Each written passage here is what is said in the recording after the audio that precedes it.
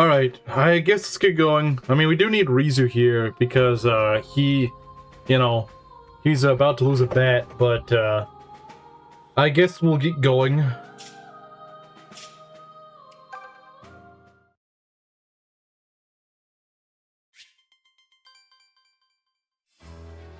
Okay, so what we need to do, now he is low in health, and people are like, oh, he's about to die. This will take one turn. Not so. Let me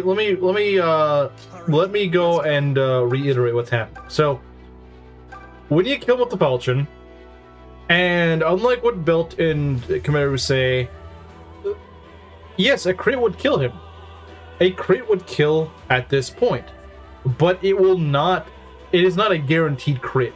The animation is a crit animation. The finishing blow is a crit animation, but it is not actually functionally a crit, if that makes sense.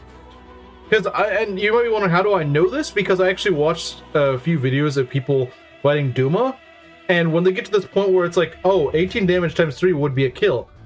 Yeah, no, it's not a guaranteed crit. You just need to attack him twice. I need to attack him twice, but that's Meng's math. He has 7 HP, and here's the problem. I don't have a way to heal all. No, I don't have a way to heal all. Do you see what I'm saying? Do you see what I'm saying? Because he will likely get hit by the 67%, and he will not survive another one. So that means on enemy phase, he's going to die. And we can't do that. It is better to just kind of regroup with someone, like not attack and regroup. Like, for example, next turn I can get with Celica. That will help out a lot. As long as she's, healed up a little bit more. Yeah, I got it.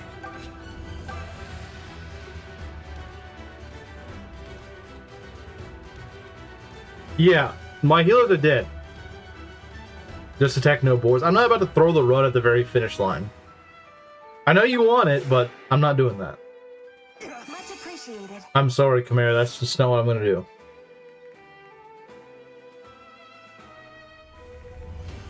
He only moves 2 spaces. I think.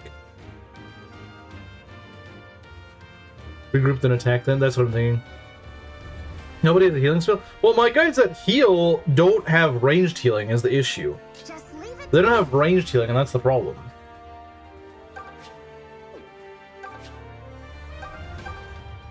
If they did, I'd certainly use it, but unfortunately, I don't. Invigorating. So what I might actually do, which sounds a little odd... I'm good to go. So I can heal Tobin. We don't need that. I mean, we could do that, I suppose. I suppose we could do that. Is Armor Knight pilled? I guess so. Yeah, you know what? Let's go heal Tobin. Please save. Don't have range in the grave. Yeah, unfortunately. Wish they did, but that's not exactly possible. Thank you. Just say the word. Easy pickings. So yeah, I'm kind of, like I said, my only guy that can kill Duma is Alm. I don't have any ways of replenishing his health either, so I kind of have to just kind of bait him around. Now, Duma does actually heal himself every turn. He does actually heal himself a little bit every turn. And you might be thinking, oh no, that's a problem. It's actually a good thing, because if he gets above his Alm threshold, then I can just go damage him to way below what he is currently. Ideally, get him down to like 36 HP or below, so that Alm can just kill him without a crit. That is the idea. That is what I would like. That is what I would like to see. That is the most guaranteed way to kill. See, he does 34 damage.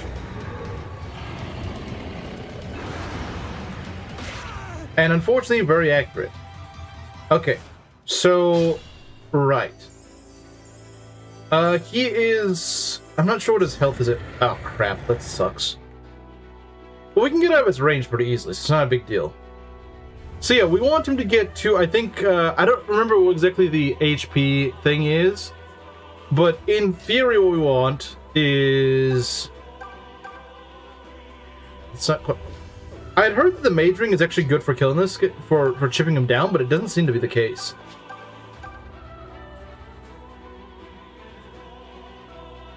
Obviously, Seraphim is going to get her in trouble.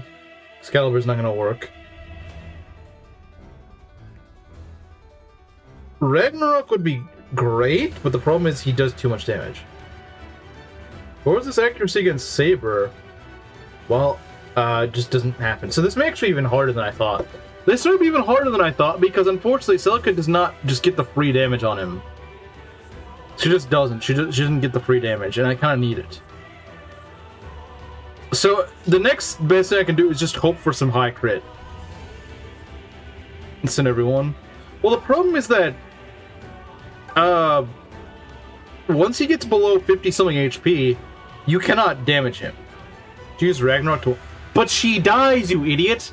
She freaking dies in retaliation. That's the problem. Let's see, how much damage does she take from Ragnarok?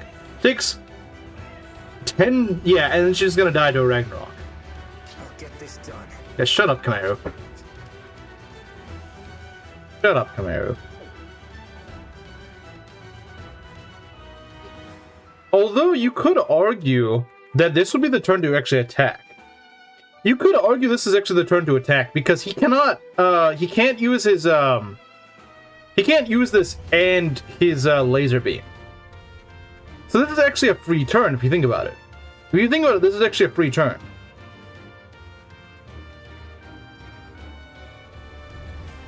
The problem is that,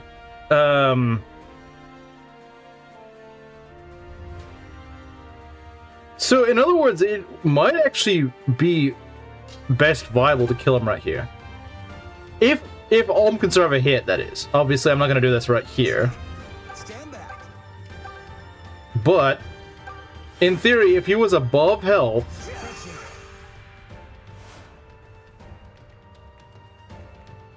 I could wait till the next time he does... I could wait till the next time he does this. Because that might actually not be a bad idea. If need be. Yeah. I was holding that from you. It is a free turn, technically, yes. But the thing is, I have to survive this attack. I have to survive his retaliation. That's the problem. And, unfortunately, he's not quite there. Because I can't heal him up as is and attack. I can't do both, is what I'm trying to say. I can't do both. Because he will still retaliate. You have to remember, he still will retaliate. So I don't have it for free. If I had another physic, then yeah, this would be in the bag. What I will do, though, is I might as well get them as close as possible. Because if you know, if it doesn't matter, just pull back, almond heal. I don't have to pull him back that far though, because it'll just be the little it'll just be this, so it doesn't matter too I much. feel a little better. It's geared towards him losing. Even Belt gets it. Even Belt sees it. And that's his earth. Yeah, but the thing is, like I said, Moss, the problem is that in order to really capitalize, because this would be the turn to capitalize on it, but the problem was my Alm was not healthy enough to be able to attack him again. That's what I'm saying. That's the issue. So we're gonna go do this, and then hopefully maybe the crit will help him out. But, I mean, obviously banking on a crit is still not a good strategy. I know Kamir was like, yes, bank on a crit. Do it.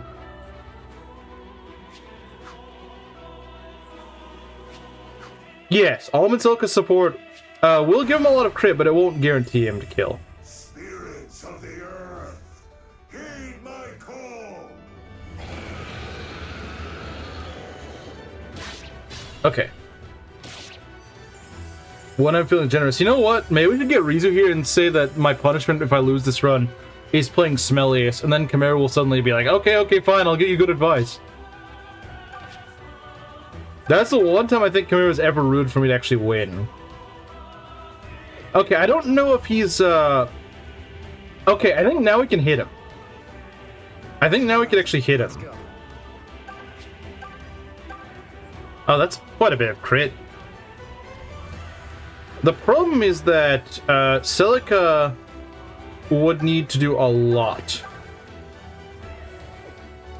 Celica would need to do a lot, and she's probably not going to do that.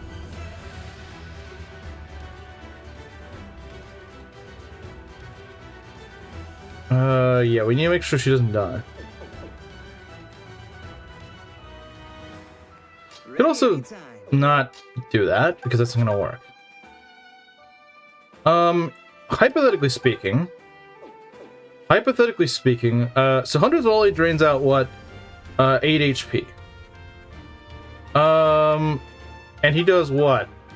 Okay, so if we get 2 crits, we put him down to, I think, like 20 HP. Go to archers or other units. Well, remember, I can only use 1. Once that's gone, then I have to seal the deal. Once it's gone, I have to seal the deal. So we can go and heal up, we can go heal up Cliff, sure. We can heal up Cliff, no problem. But, we need him to, we're gonna want him to crit. Preferably double crit, if at all possible. Because look, just 2 attacks, we will at least get him down to 43. We at least get him down to 43. If we can get a crit, then we get him, that's what, 20 damage. I think even if we get 1 crit, that's all we need. And dies for content. He does do more damage, this is true, but, like you say, he dies. That's pretty good. But 36 damage, that is a lot. Okay, I'm ready. Okay, how much do you do with recover? Here goes. Okay, if I just use this without, that's still pretty good. As long as, because, yeah, if we just get him to 36 HP, we can set him up. We can set up a kill. Ragna into Alm. Well, yeah, except that it killed Celica, so, no, it doesn't work. Okay, but I think I have an idea, guys. I think I have an idea. Recover? I think I see a path to victory right here. We don't need Celica for a crit. With an expendable on the... Well, I don't want to lose anyone. Yeah, because we do 36 damage, so... I think... As long as he survives, then... Yeah! That's GG's for him, as long as we can heal him up.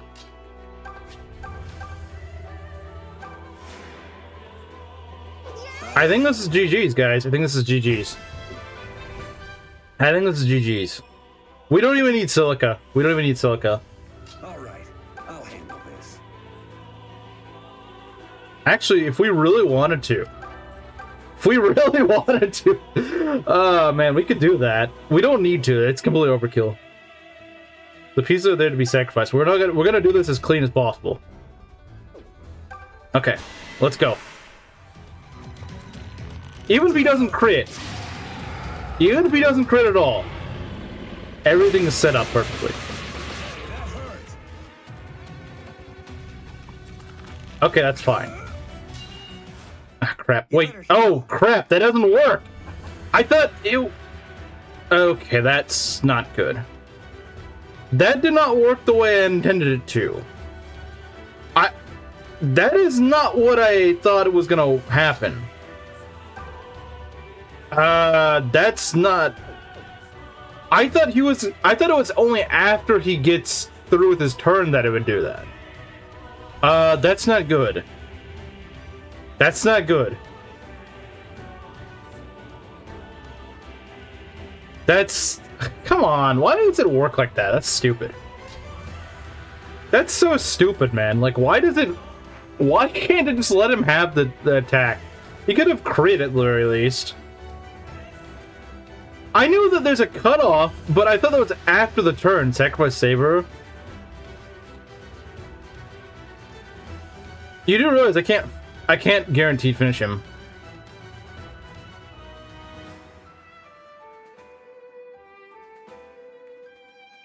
But see, here's the thing. Here's the problem, though.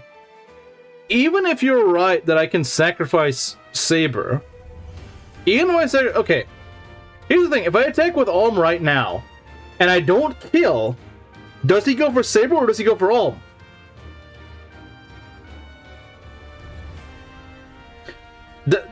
You're laughing about Saber being dead. I don't know if attacking him right now is even a good call. Saber's gonna dodge him.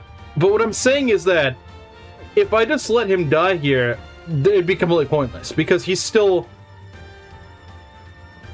Because why risk it? Just strike Duma with Alm, but that's not a guaranteed kill. What again? I don't think you guys understand. If I do not kill him with Alm, on any phase he can kill Alm or Saber, and he has a really good chance of hitting Alm.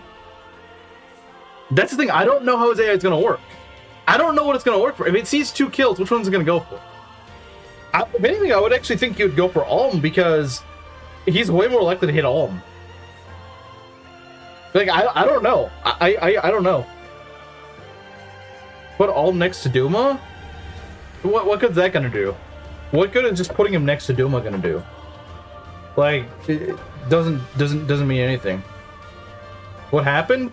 Well, unfortunately, it didn't work quite the way I intended.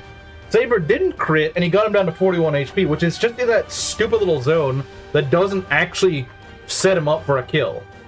And I can't move Celica because I was so confident that this would work. If you can kill Alm, you'll probably... I think you're right. I think you're right.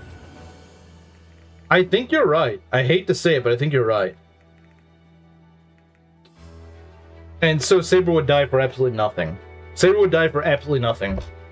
It'd be one thing if he at least set up the kill, but he doesn't even do that. And like I said, I could maybe get the kill, but there's no guarantee this 21% chance will work. There's no guarantee that Alm will dodge 67%.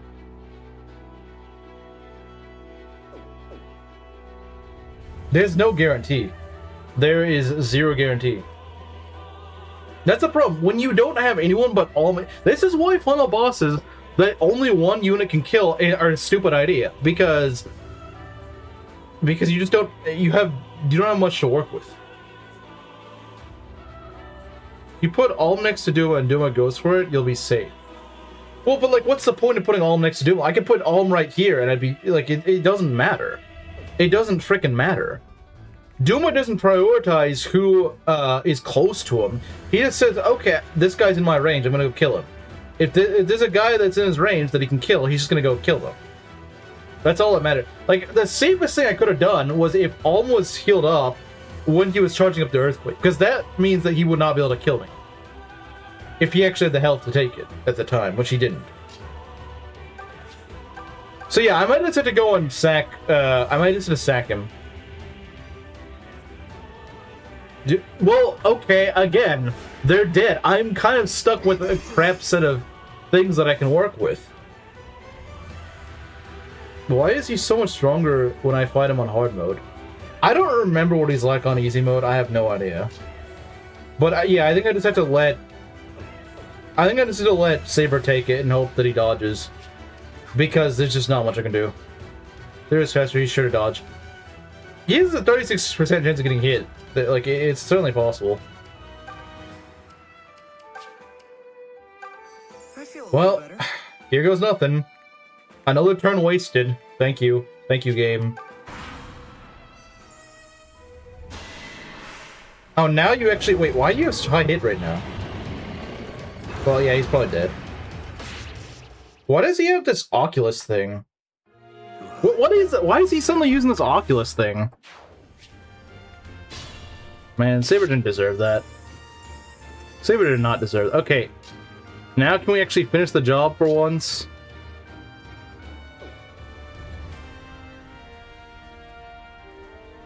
And now I can't even get over here. Ugh. That's such an annoying fight, man. Rip $5. That's not even what concerns me.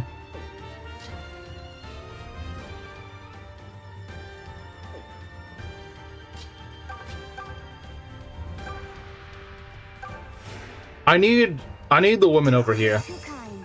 I need all the crit that Alm can get. Just leave it to me. Every bit of crit this guy can get, I need.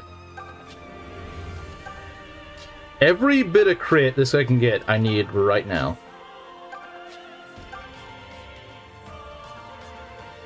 I need all the crit in the world.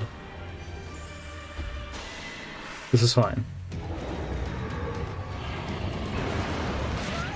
But why is he suddenly using this Oculus thing? Like, I don't understand. Actually, it's probably the worst that he's using it because it's really accurate. Oh! That's it. What? Give him support, woman. Give him support, woman. That's not even that much crit, but hey, this will work. They're extremely precious now. They are. Yeah, because I can just heal him out. And he probably will crit anyway. Duma, Erkut, Fernand, Milla, even my father. They and countless others lost to us, tainted by your precious power. What exactly happened? Saber died. Because again, the game is being really finicky with what I'm allowed to do. But that chain of tragedies ends here. My heart is full of thanks for all you've given man, O divine Duma. I think it only plays this if it's a guaranteed kill. I think this is just guaranteed at this point. Never have existed. I think it only plays this dialogue if you're about to win. We would never have been born into this world. Never tasted joy and sorrow. So please, do not suffer any longer. Let all of our pain end here. Allow your great and weary soul the rest it deserves.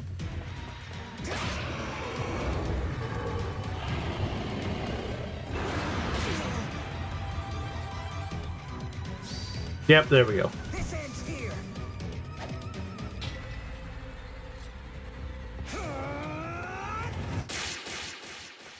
Saber died for our sins. It's such a shame. He did not need to die. It was completely stupid how he died. I could have actually hundreds volleyed him just to guarantee maybe higher crit or something, but no.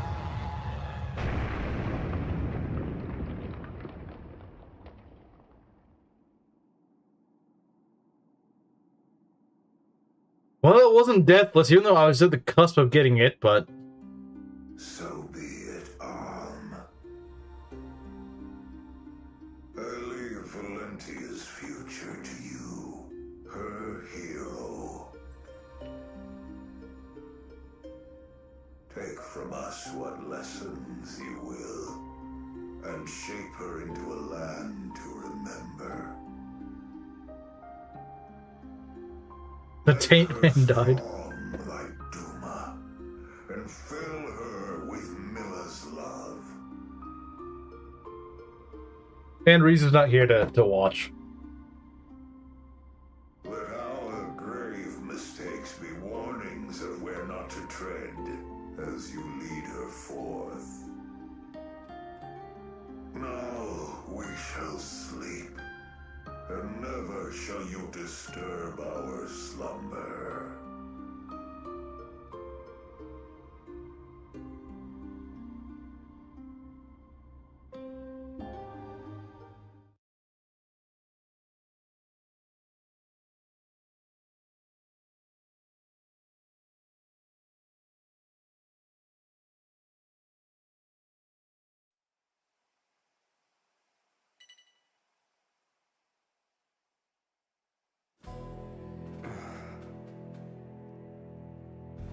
Yeah, I mean, I guess So this it is what it is, you know. Huh? Oh, hey, Celica. Important to survive Rip You Saber weren't going go to be late to true. your own coronation, But yeah, were we you? would not have won without Saber. I think it's still course not. to be said that he I'm wouldn't. still wrapping my head around sitting on your father's throne. None of it feels real. It isn't my father's throne. This isn't Sophia any longer, Om. It's the one kingdom of Valentia. And you're going to be its first ruler. Celica. Please don't misunderstand. I don't bear him. Oh, any that's rough grudge. timing. That's really rough. I just think he was a very sad man. Perhaps Unfortunately, he had been Saber, the absolute Helped Giga him Chad, change. had to die for If I it. have any regrets, it's that. I know what you mean. Neither of us got the chance to stand by our fathers. If we'd been given the opportunity to learn more about each other, maybe things would have turned out differently for us. Perhaps it was the same for Milla and Duma. I wonder. They've been fighting for centuries, right? Seems like a lost cause to me. Oh, that's a terrible thing to say. Sorry. I didn't mean any disrespect. But they're at peace now, you know? Asleep. Together. Yes. They'll look down over this new Valentia forever. Now I can marry Jenny in the afterlife, yeah. And the trees. Do you know of them, Ohm? They say that where divine dragons sleep, sacred trees... I probably wouldn't have gone through Duma Tower had it not been for my cracked saber. My cracked saber was how I got through there. In time, yes. They grow for hundreds, even thousands of years. Who can say what Valentia will look like when I think this is probably the closest Ironman run I've ever won. Without the grace and strength of the gods? Because there's a lot of points in which I should have probably died. Even near the end, there were quite a few points where it's like I should have died, but I didn't. All of us. Together. That sounds lovely. Shut up about the military. And you're right. I know we can do it. We can. And we will. I think Hi, Inkling. Duma gave us one last gift. The strength to trust in our own abilities. Anyway. Duma killed Sarah? Yeah, unfortunately.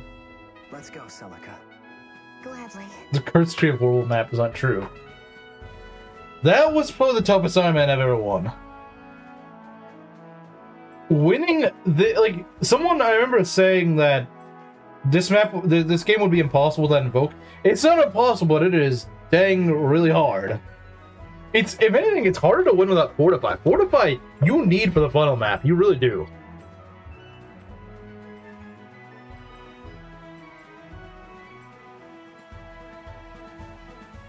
You really do need, you really need Fortify more than anything.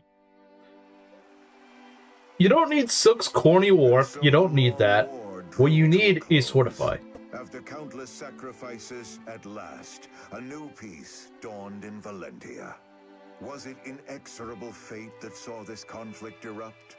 No man or woman alive. Some would say your run could have died when you lost Silk. Yeah. Only one truth is clear.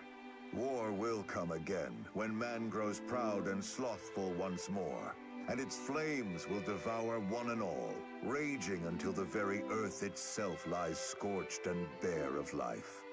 For whatever madness lay in the hearts of gods, a darkness deeper still beats wild in the So late hearts 3DS game, of yeah, it is near the end of 3. I mean, I believe the Switch was already out at the time when this game came out. Because I remember Breath of the Wild being like the talk of the internet around the time this came out.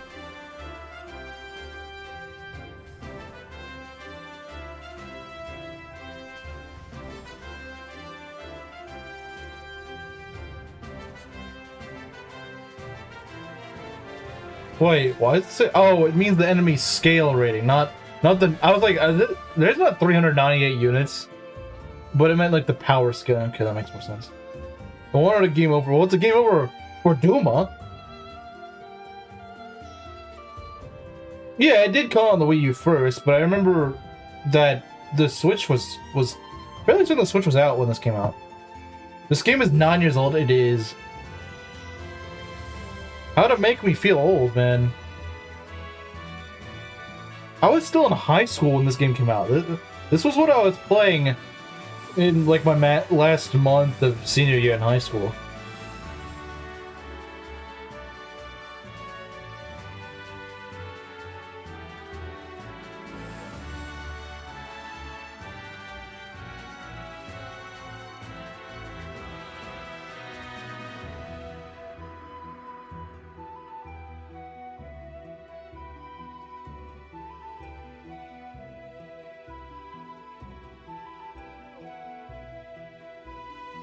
Bro was 5 years old when this game came out.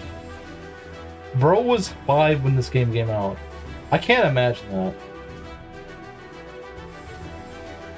This guy was actually 5 years old. I was also in high school at this. I think most of you guys were in high school when this came out. Mario and Rizu wouldn't have been, but... And of course, like I said, Ares was in kindergarten. Breath of the Wild should have never been born in the first place. So true. Unk, so what, are you younger than us or something? Makes me feel, yeah, exactly.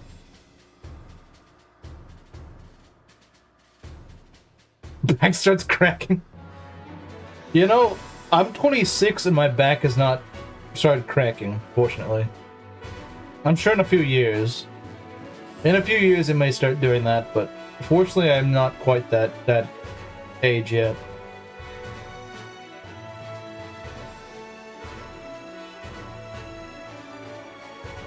During my high school years. Yeah, I think most of us that are around like the median age around here were in high school when this game came out.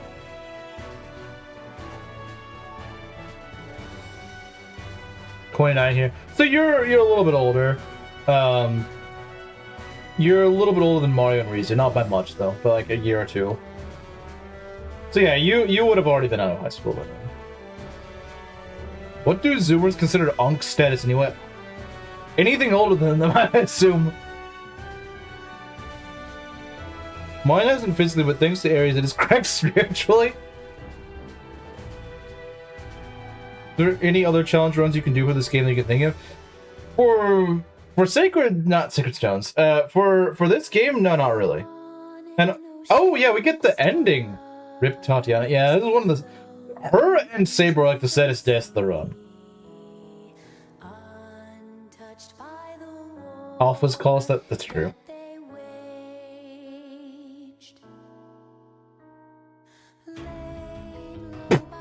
Who cares? No one cares about you. You died like the most inconsequential death ever.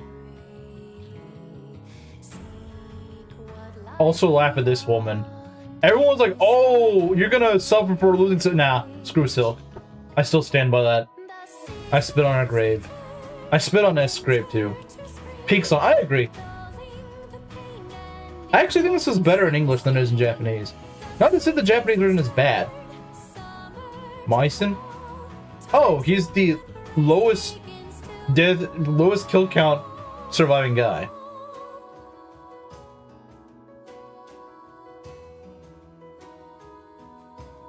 I'm not sad for Silk.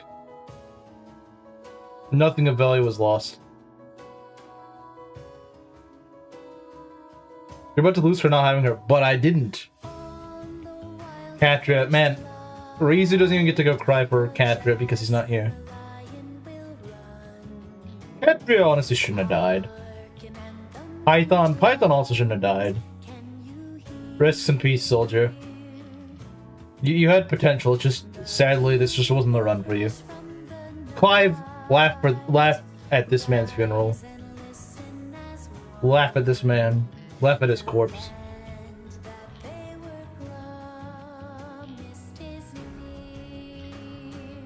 Chicks died twice. And Zeke, he was alright. He wasn't amazing, but he was alright. You know what?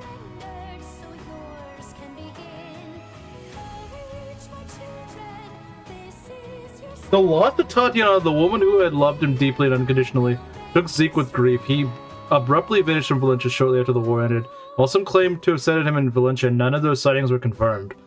Dang. Yeah, I've never seen that one before. Poor Jenny. One of, like, the third most important death in this run. Poor Jenny, man. Poor Jenny. And Tatiana. Ouch, that hurts. At least she's buried in a castle. Like, it could be worse, you know? It could be buried in, like, some random cave. Conrad, did pretty much nothing. Post-war, Conrad just took down his lance and became a... took up a quill. This guy's boring. Let's teabag on his corpse! Oh, man.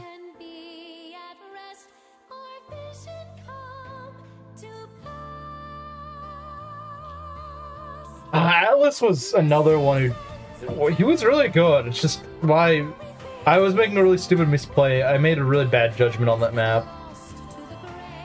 Underwhelming unit that I still don't get the hype for. Shortly after the war, Dean vanished without a trace, along with the Brave Sword. No record exists of his whereabouts thereafter.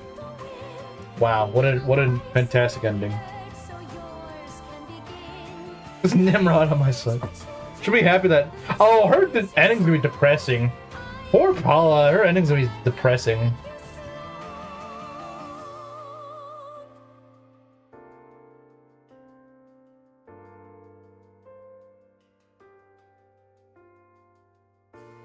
Still better than the Hag, not really.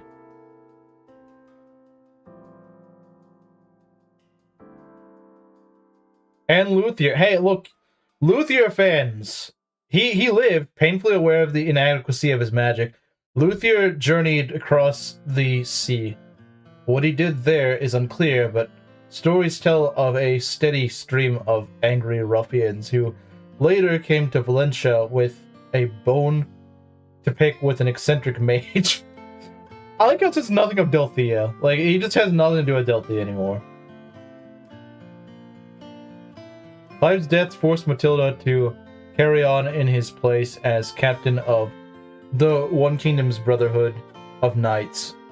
The grief in her heart steeled her, and she became a key figure in the kingdom's growth. Her legendary exploits are sure to live on forever in Valentian history. Honestly, Matilda's after story is not that bad, because she probably does better than Clive ever would. Poor May. May didn't deserve to die.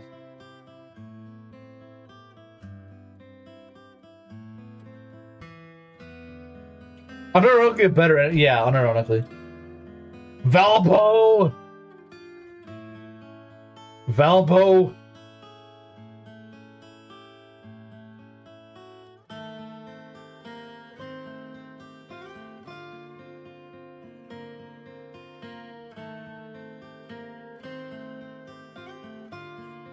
Wish May did. Yeah, May deserved better.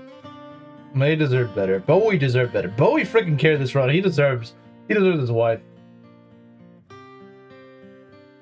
And Kamui, who's mid. Like, it was so mid near the end. Like, he just was not doing much.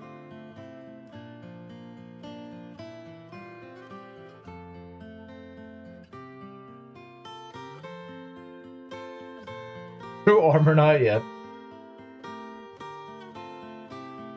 The legend of Almrout. Foresight. He's a foresight to be reckoned with. Foresight joined the One Kingdom Knights after the war. The loss of Python left him empty. It's perhaps why he volunteered to go to the borderlands to bring the king's peace. He met and wed a woman from the area, and the two never returned to the capital. Dang. Vors Jr., yeah. Oh, and here's... You know what? This guy did way better than I expected. I'll say it. Jesse was really good. Especially near the end. Like, he was carrying on the funnel map. He wasn't a sole contributor, but he did really well.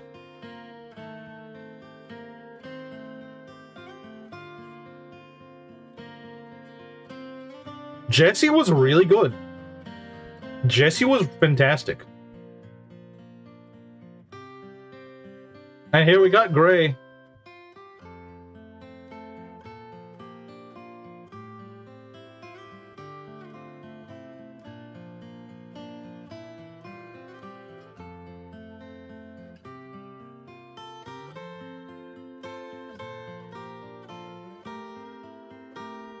Well, I guess at least for Gray, you know, he ended up getting his wife, you know, like, they're both alive. They at least get a happy ending, I suppose. Even though being married to Claire sounds like a nightmare more than anything, but...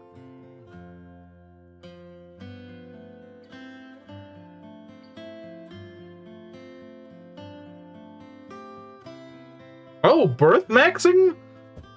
She became a mother. She became a mother. Belt, we got a birth maxer here. Birth count +1, at least. Tobin won Claire.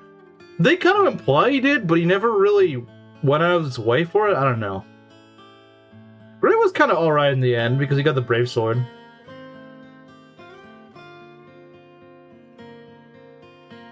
Let the monkey live. The suggest women ever. Wait, what? Not sure why you go for the obnoxious blonde. Yeah, I don't know why he goes for literally the first woman that joins your army that isn't Faye. What did Gray mean by this? Only Bowie babies are good Zophian births.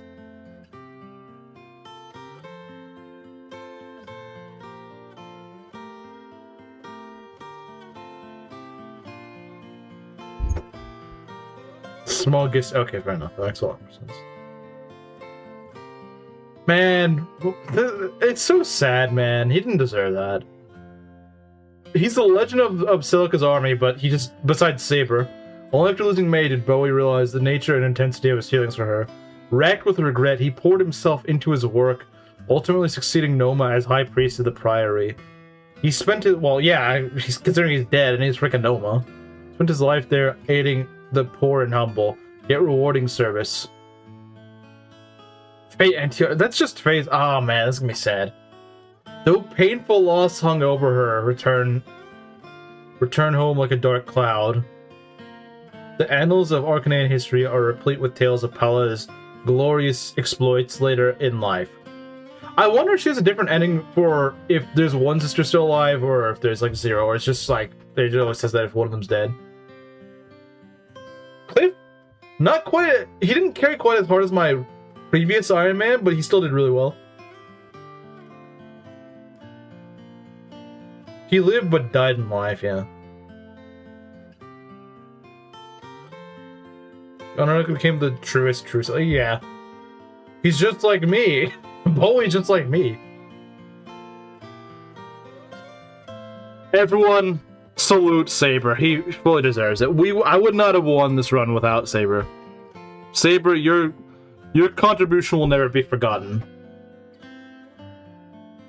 Saber, your sacrifice will not be forgotten. It was not in vain.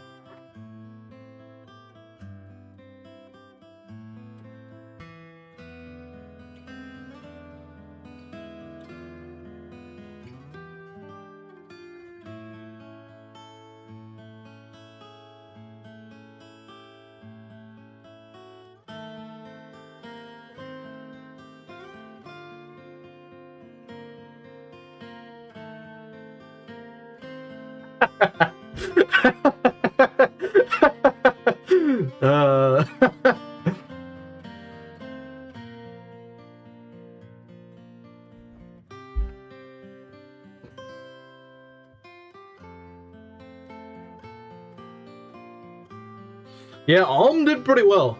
Alm did pretty well, yeah. When does Alm not do well?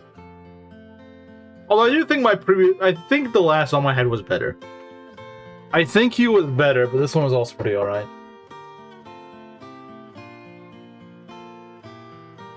When they were alive at the same time. You know, I actually don't know. I have no idea how that would work.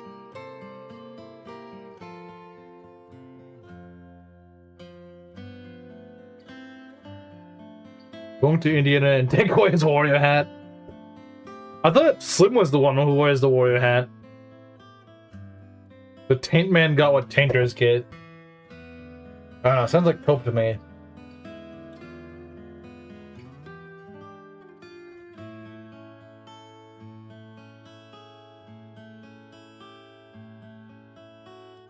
The idea was to attack Duma with Saber. Well, okay, I was under the impression that it lasts the entire turn, not just until he gets below. What am I going to be Iron Manning next? I'm going to be Iron Manning Rev. With a cast of... Let me read out who I'm going to be using in this run. Let me read out who I'm going to be... I'm going to be Iron Manning the game, and I have... Let me look at it. Give me a sec. My units. Okay, so I have 3 units. Obviously Corin, I get Azura, I get Felicia, I get Jacob, I get Gunter, and Scarlet. Not that Scarlet really matters. You have her for like a chapter and a half. Anyway, I'm going to be using Moss's draft because I've already beaten mine, but his draft picks are why this is a challenge run. So, his units are, and I repeat, Mozu, Sakura, Selena, Laszlo, Effie, Hinoka, Silas, Caden, and Odin. There's a few good units in there, but a lot of them are just horrible in Rev. That's gonna be like that's kind of like my next challenge run. Rev, but no Royals. I do have 2 Royals, just one of them kind of sucks. Unless you reclass her. But yeah, no, Odin sucks. He may be the worst unit in all of Rev. And Caden's probably like a very, very, very close second. At least with Odin, I have some ideas as to what I can do with him. I don't have any ideas as to what I can do with Caden. Let's just reclass him to like a staff bot. He's just that bad. I've almost beat the run. Like I said, I'm sure it's possible to beat the run, but I want to see... I want to try, you know, to grind at it. I want to try to beat that run. I want to try to do an Ironman. It's effectively playing Rev Ironman, but with like some of the worst units that you can Ironman it with. I know some of those units are actually pretty good. Like Sakura is actually really good. Sakura is really good. Lazo's pretty good. Selkie. Well, the child units are kind of assumed. If you have the parent unit, you can use the child unit. So yeah, I get all the child units. This also means that I can get Ophelia. Which actually will... I have an idea for Ophelia. I have an idea for Ophelia that will actually be really good. If I can make it work. And I think I have an idea. I have an Ophelia build in mind that I think will be actually really good. At least has some availability over Odin. That is true. Odin just joins really late. Oh yeah, right. Meme review. Don't leave yet, guys. We got meme review. Aries submitted us some memes last night, and I didn't have the time to do that. We'll be doing that now. So, we got, let's see, we got 4 memes, I believe. Okay, yeah, we got 4 memes from Aries. So, don't leave. We got memes. Give me a sec. Okay, these are good memes. These are good memes.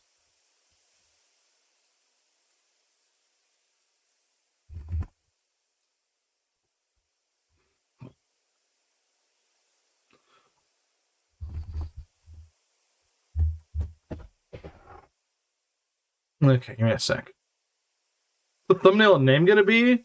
The name will probably be like draft using like some of the worst units in worst unit draft or something. I know it's not quite accurate because not all those units are terrible. Rev bad units, Iron Man or something. I don't know. Could help. Also, just Mozu, Sakura, and Hanoka. Hanoka, you need a reclass. Like Hanoka is actually pretty good, but you need a reclass because Falcon Knight just isn't doing her any justice. All right, so we got sad times. Bro is still coping over his loss. Moss maxing Rev. I don't think anyone will get it. Like, if anyone joins who's new, I mean, I don't think we'll get any that new viewers, unlike this run. For whatever reason, when I stream Echoes, people just come out of the woodworks to start watching. Like, there's so many new people that have started watching when I stream Echoes. That doesn't happen when I stream Fates. You get crit, and you get crit. Everyone gets crit. Yeah. Can you beat Rev with the worst Rev drafter? It's a bit of a lengthy title. I mean, I've seen videos like that. The thing is, though, I don't necessarily like about those sorts of titles. I mean, they're clickbait, but the thing is, like, the obvious answer is yes. Just because you have bad picks doesn't mean you can't do it. Rev does give you too many units to use. It can be a little overwhelming. I mean, that's what's good for Iron Man. It gives you a lot of units. In an Iron Man, you want... The thing is, like, Three Houses has the opposite issue. In Three Houses, it's not that the cast is small, but the way that recruitment works in Three Houses is that you get no one new in the after the time skip. If you're playing Blue Lions or you know, Crimson Flower, you do at least get Gilbert and Yaritza respectively. Golden Deer gets no one. Then it's Silver Snow. Sexually transmitted Clives. That's good. Sexually transmitted Clives. Just the actual Oswald Mosley on the thumbnail playing Rev. You know what? I like that. I like that idea. I didn't remember that. Okay, POV. Claire's reaction to meeting Egelgard. The creepy man will excuse himself now. You know what? That's it. Like, that doesn't even apply to Mangs because, like, Mangs was able to get a wife. Just make me the creepy guy there. Rev with the worst Rev draft ever. That's still kind of clickbait because I'm not saying that clickbait is entirely bad, but when it goes into lying territory, when it goes into just like like absolute and it starts to lie, I don't like stuff like that. And it's not. I bet you could probably make a worse draft. I could probably make a worse draft if I got like deliberately, if I went deliberately to try and make a worse draft. But it is not a good. It is not a good roster. No, it is not. Dream draft run. Old Mosley stream draft run. Rev Ironman. Okay, let's see. The dictionary page Harden shows his kids when they ask what the definition of smug is. Having or showing excessive pride in oneself or one's achievements. Gloating when being above or better than others or when victorious in debate. I mean, this like let's say you can't read. Let's say you're blind, right? Well, okay, that doesn't work. Okay, let's say you're illiterate. Because you're blind, you wouldn't be able to see any of this. Okay, that was kind of stupid. Let's say you're illiterate. You can see, but you're illiterate. And some illiterate person asks you what's smog. Just show them a picture of this. Just show them a picture. They can see pictures. Mark this. Yeah, just go and bookmark it for whenever you have kids, and you're going to teach them what smug means. Just do that. They'll get it in no time. Let's see her blind. Look at this picture. Let's see her blind. Look at this picture. Let's see her blind. Look at this picture. Also, your kid ends up being blind. Tell him to look at this picture. Claire might have had that reaction if she finds out Mangs. You sent a picture of her on her stream. Look at the revenues. Oh yeah, he did back then. Yeah, that's true. I know what you're talking about. Yeah, I know. I do remember that. It does take the new pin. That deserves a pin. That 100% deserves a pin. In case you ignored my question the first time, when are you willing to stream, let's say FE6 for the retro achievement sets? Retro achievement sets? What's that? What do you mean? Like for the ranking? Rankings for nerds. I never understood the appeal of ranking. It's like it's just not my playstyle. I don't want to go out of my way. Oh, I need to make sure this guy gets a kill with like this because otherwise my ranking drops down. That's just stupid in my opinion. Unless you mean something else. Gooding for this because it was a pretty bloody one. Let's be honest. That was what 13 deaths in total. The thumbnail about to be Oswald Mosley. Think of Bozu. Like it's like a little thought bubble and it shows Bozu. You know what? That's not a bad idea. You guys are cooking with the thumbnail ideas. I just noticed the end picture and I hate echoes now. Yep, that is the end picture, isn't it? That is the end picture. It should be of Zofia Castle. That's what it should be. I mean, I know it's not, but the first film I'm in of Sultan Horns that was beaten since the hacking of it. Yeah, it has been. Although to be fair, this is the only final run I have done since then, so make of that what you will, I suppose. Actually, the hacking was April 7th, not April 6th. Is how you gain achievements when playing a retro game from NES. The PS2? Is there a way to do that? Like, is there a way to set that up? I mean, I'm down to look into it. I'm late. You're very late. You are very late, Rizu. You are very late. Like, very late. We even did meme review and everything. Reek of LTC chicanery, yeah. Because it's just kind of, it's LTC adjacent. It's like, it's just boring. Let's see. The real end card should be a photo of Bowie surrounded by little Bowie babies. But who's the mother? You missed Saber dying. Yeah, Saber did die. This is true. What did Mario say? Let me see. Should have been advertising for FE7 instead. I think that's the one thing you would hate even more than the tree. That is the one thing you would hate even more than 3. Sadly. Wait, why does it sadly? I don't really care. Despite grinding Lilina every time I play Chapter 8 using Boris as a wallman, she still gets me A rank in power due to all the war crimes she commits later. Base Lilina user. All of Novus Island is the mother, dang.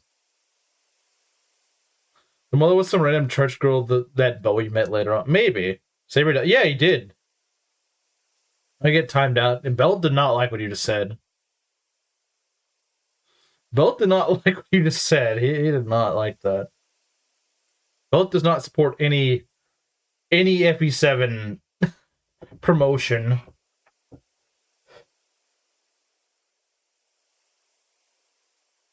But I was gonna say, I've been working on Lex Talionis, which I mean, I guess if you're in the server, you can see that I have been working on it.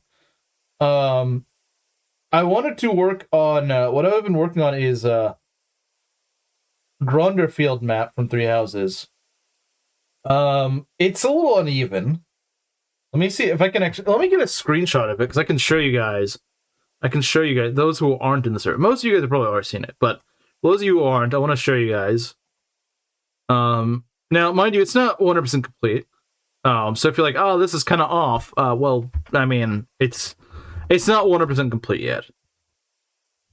But this is the work in progress I have. So give me a sec. Okay. Like I said, it's a work in progress. So, you ever wonder what a Three Houses map would look like in GBA engine? Well, I guess technically Lex Talionis, not GBA engine. Mind you, like I said, it's not complete, so the units up here, like Erica's squad and the enemy units, don't focus on them. They're like I haven't edited them out yet. But the map itself, I do think that the central platform is kind of ugly.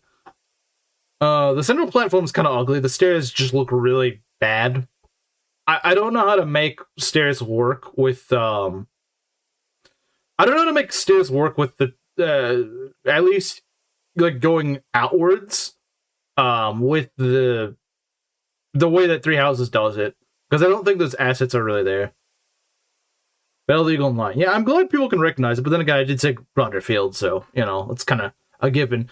But that's the thing. I do want to eventually. It is kind of ambitious, so I don't expect to complete it. But one thing I would love to, if I could actually get into hacking more, I would love to make a Three Houses hack. If I could time this out, I would. I want to make a Three Houses hack, sort of like a Three Houses in Lex Talionis, with other characters added in. And I don't mean OCs. What I mean is, like, for example, you'll have playable Rodrigue in Blue Lions. You will have playable Holst in Golden Deer. You will have I want to add Randolph and Lottie Slava if you go Crimson Flower. Sent the Claude animation in the server. Yeah, I could probably use that. That would probably be helpful. Three Houses GBA hack. I like that idea. Yeah, I've had this idea for years. I've even talked with Chimera about it. We've brainstormed a lot of ideas for it. So it's not for a lack of interest. I've had this idea for years. I just never quite had the Yeah, what I want to do is I want to add in characters that should have been playable. And Golden Deer will also have, like, Nader and Judith is playable. I don't know if I could really add anyone else for Blue Lions, because I can't think of anyone else who would really fit Blue Lions, who already has, like, a design and 3 hopes or something. Because besides Rodrigue, like, you already get Gilbert. Playable Judith? Yeah. I think to play on her Hero of Daphne and how the game never actually elaborates on why she has that title, I'm going to make her actually a playable hero. I mean, because she's just like a lord, which is kind of weird. It's kind of weird, but what I think I will do is I will make her actually a playable female hero. Vladislava A, isn't she the one that general that shows up for like one chapter? She shows up a couple of times, same with Randolph. The idea is like they're named characters with their own unique portraits, they're just not actually used for some reason. I get that they're not the most important characters, but I think they should be playable. And Nadir, well, okay, I'm a little biased because people always tell me I look like Nadir in real life. So I'm like, you know what? Make him playable. But to be fair, he's about as relevant to Golden Deer as Judith is. And so if I make Judith playable, it's kind of weird to just skip that on Nadir as well. Playable Rhea? I think I will, yeah, I'll probably make playable Rhea. Now, I will make her locked to just Silver Snow. She will only be playable in Silver Snow. I have some ideas for the game. Like, for Blue Lions, I'm probably not going to change much at all. The game is going to feel mostly just like Three Houses. Just like vanilla Three Houses.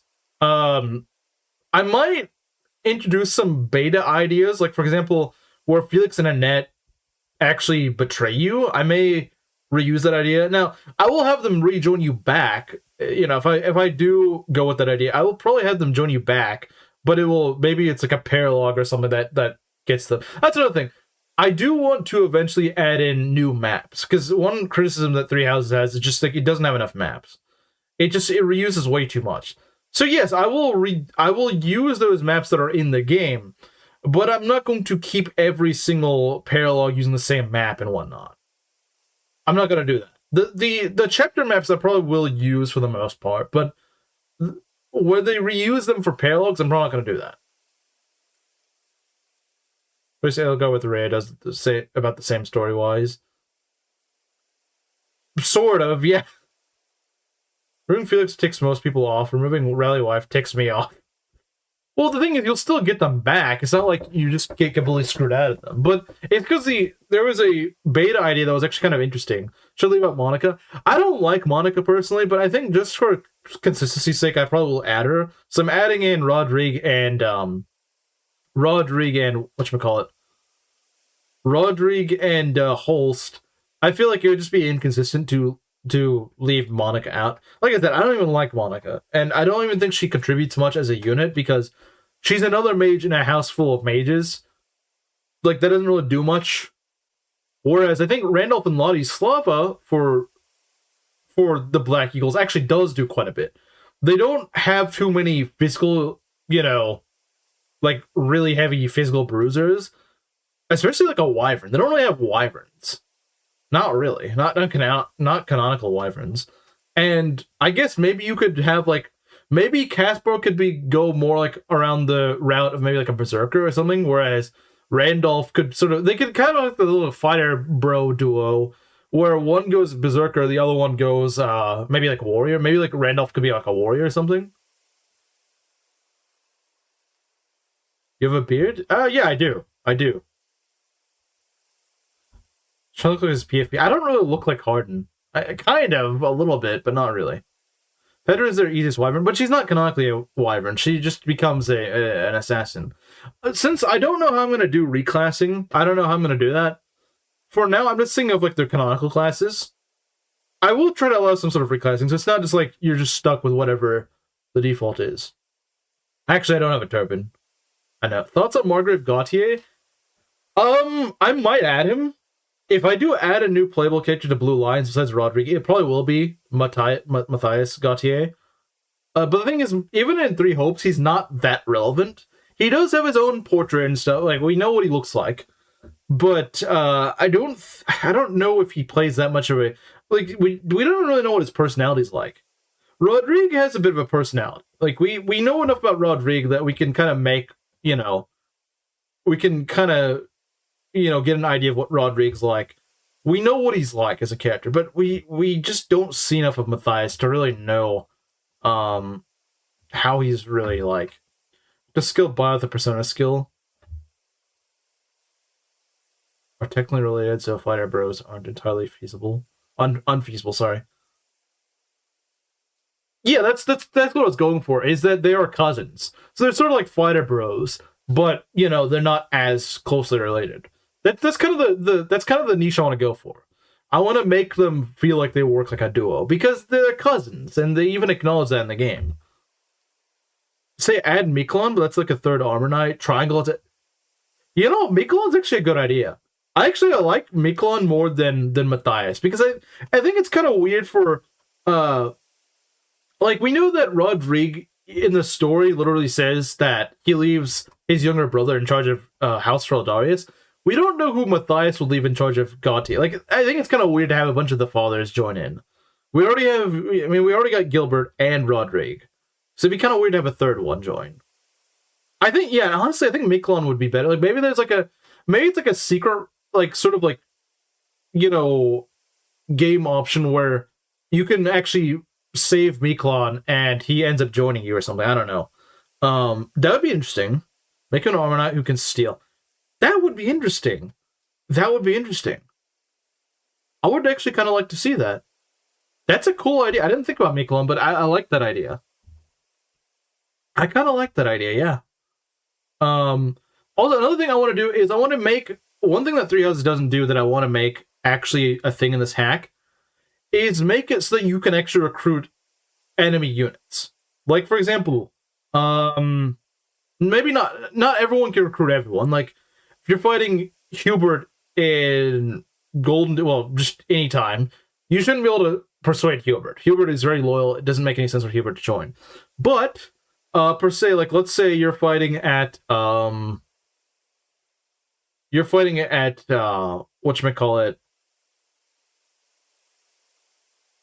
What was it called? Like one of the fourth or something like that. You capture, not capture, but like you can, like in the older games, like in FE6, you can go and persuade an enemy to join you. Like, for example, talking Gonzalez into joining you in FE6. I want that back. I want someone like that back. What would a net be because Crusher... That's a good question. I will need more time to think about that one. In regards to what class would Nadir be? He'd probably be something Wyvern related. Probably Wyvern, or... I mean, there are quite a few Wyverns in Golden Deer anyway. Maybe I'll make him like a warrior or a berserker or something. Because I don't think Golden Deer really has like a axe infantry unit. One thing I was considering was making Holst like an axe user. He's a swordmaster in Three Hopes, and I thought that it seemed so weird. I'm considering adding a Malignite. But the thing is, I thought about it recently, and I realized that the whole idea that Hilda is supposed to be the one that can wield the... Like, she's the one who can wield the Freikrugel, which would imply that for some reason that Holst can't. So I think it actually makes a lot of sense that he's not an axe user at all. If he can't use... Like, if the Freikrugel was given to her in her paralogue, not to Holst, that's probably because he can't use axes for some reason. Which is weird, but maybe that's kind of the point. There's no infantry axe user. Hilda can be, but you could also just make her like an armor or like a cav or something like that. I mean, what is her canonical class? I guess it's technically like War Master, which I guess is sort of like a berserker. It's like the closest thing to a berserker, really. Holst is a hero. He's so hero coded. They probably don't want to add hero to Three Hopes. Maybe I could see the argument for hero. Like, it fully makes sense for him to be a hero, but if I'm gonna make Judith a hero, then it's kind of repetitive. Holst is Crestless. Oh, he is. Okay, that's a good point. So yeah, he can't use it. I think it makes more sense for him to be a sword master then. I think it just makes more sense. Like, he just isn't. He's not Hilda. Like, that's the literal point of Holst. He's not Hilda. So he can't. Give Nadir Dagdar's basis plus 10. I don't know about that. Like I said, I would still think it through. But making him like a warrior or something could be interesting. I mean, he is canonically a wyvern. I might make him a wyvern. I mean, Golden Deer doesn't actually have canonical wyverns because Hilda's main class is supposed to be Berserker or War Master. I mean, like, in the defense of Deru, her class is literally a female War Master. Then recruiting every extra makes sense. Her dad is literally the biggest extra in a league. Yeah, they look like children to her. Yeah, maybe so. Canonical class is Brigand into Warrior. Well, yeah, but Three Houses Warrior is not the bow-wielding one. I'm saying, like, late in the game, the AI makes her into a War Master, which is technically not legal, but you could probably make that. You could make that a thing. You could make like a female berserker. It makes sense to be able to use axes since they're kind of a gunneral thing, but I suppose I could see him switching to swords after his family found out he was Crestless. Yeah, I feel like there could be like an identity thing to it. I could see it. I could see it. If I wasn't going to add in Judith, I probably would make him a hero. Because I also think it just makes more sense for him to be a hero, because one, Gonril being like an axe house, but also the fact that he also kind of is a hero, quote unquote, because he holds the border land. So like I think it kind of makes sense thematically, but I don't know. Would you try to make Yuritsa playable outside of Crimson Flower? I might take some ideas from No Monastery mod, which actually does allow you to recruit him if Mercedes beats him in Blue Lions. So I might allow that. I might allow that. But again, for recruitment, I want to make it so that it doesn't just feel like, oh, like I don't like the recruitment in Three Houses. I don't like it. It doesn't. I wish you could go and flip alliances on the battlefield. Because here's the thing. Even on the few characters that you can recruit in the time skip by flipping their alliance, you don't get to immediately use them. Like, let's say you re-recruit Lorenz, and you're playing like Blue Lions. He won't join you immediately. He will join you after the map. In GBA, they just like immediately flip. In GBA, in DS Fire Emblem, and Smellius, they just like flip sides. Three Houses, for some reason, it's like not programmed into the engine for them to actually flip sides. Purple and Blue Lines would make no sense. It wouldn't make any sense for Golden Deer. Hector has 20 con at FE6, not even Murdoch can lift him up. Yeah. Being able to somehow convince her brother should be a thing. I think so. Like, I think there should be certain things. And for example, another thing I think that would be kind of funny is, like, let's say you're playing in a non-Blue Lions route and you want to recruit Sylvain. What I want to do is make it so that maybe not necessarily every female unit, but maybe like all the ones that he can support with can actually recruit him. I want that to be his recruitment conditions. Like any female unit can recruit him. As long as you just have... That would probably take a lot to program in for it to be every single female unit in the game. But if you made it like all the ones he supports with, like the Blue Lions women, Hilda, Lysithia, like characters like that, Dorothea, like any of those female units that already support with him, they should be able to recruit him because it'd be funny and it'd also be in character. Being a mid to late game Dark Knight pre-promote you get after the Great Bridge would be cool if you made some condition.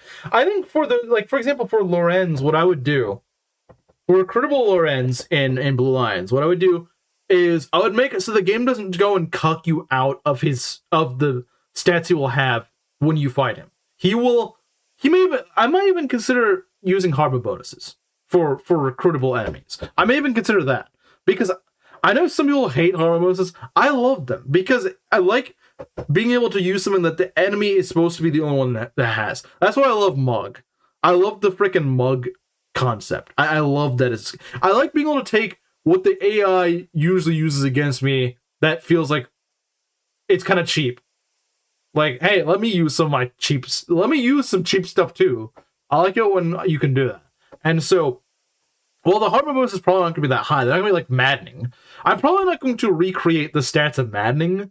I certainly won't repeat the ambush spawns, because ambush spawns are just BS. Mug McClellan. Yeah, Mug McClellan, I love that idea.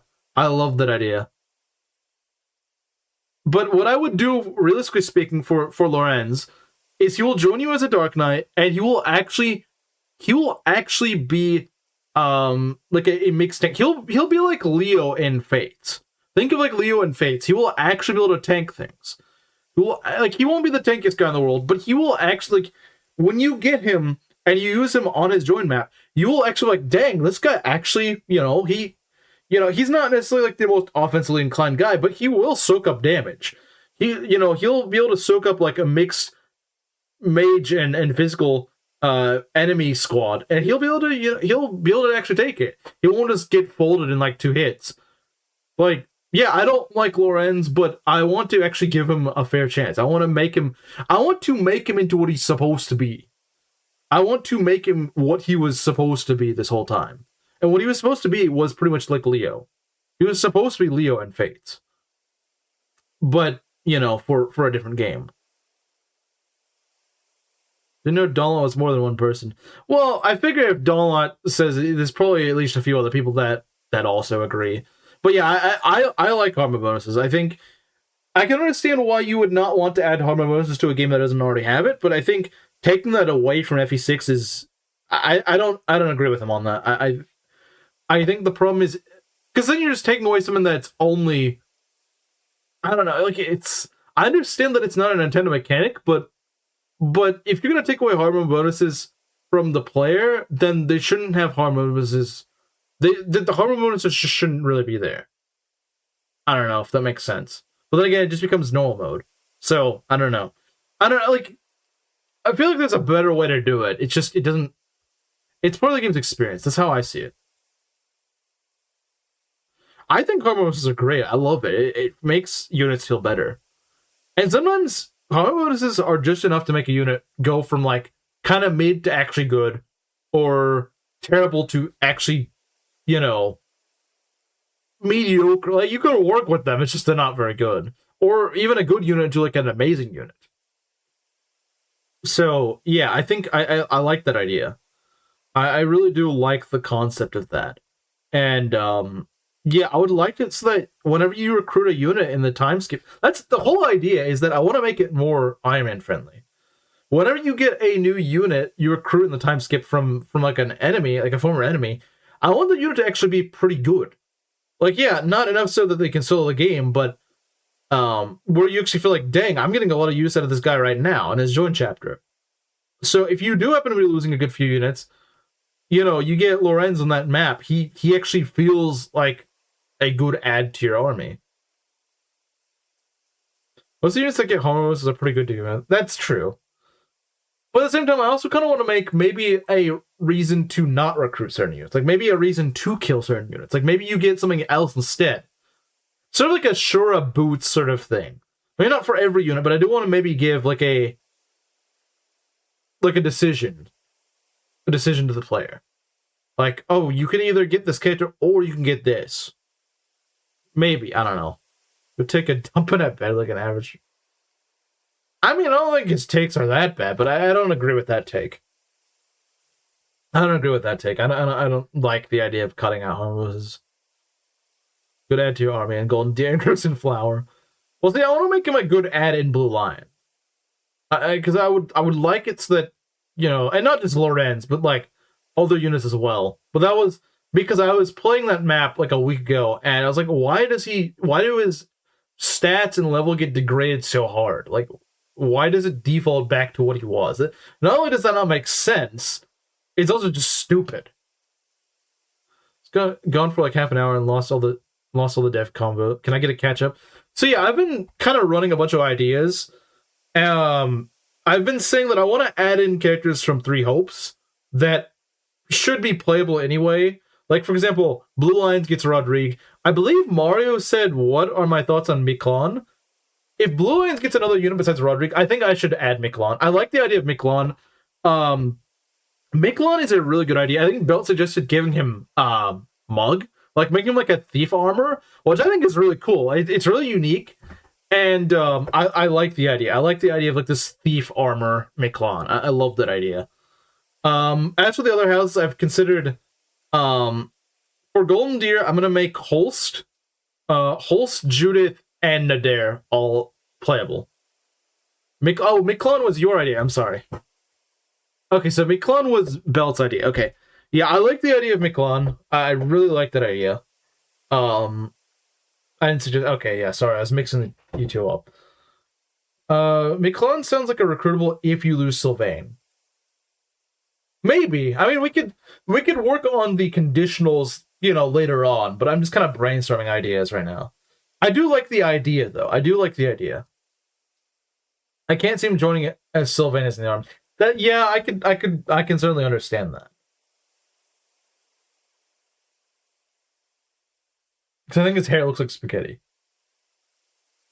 Okay. Yeah. Like I said, the Golden Deer idea is, and because, like I said, I was gonna say, the idea I had in mind was that Judith is going to be a hero because her title is literally the Hero of Daphne. And the game never really explains why she's called that epithet.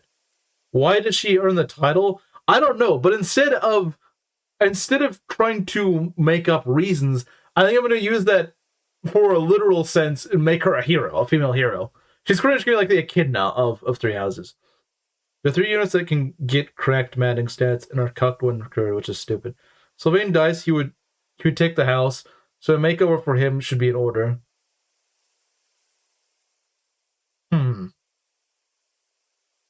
Yeah, I guess if Sylvain dies, he's sort of like a replacement unit, I guess. That could be interesting. That could be interesting.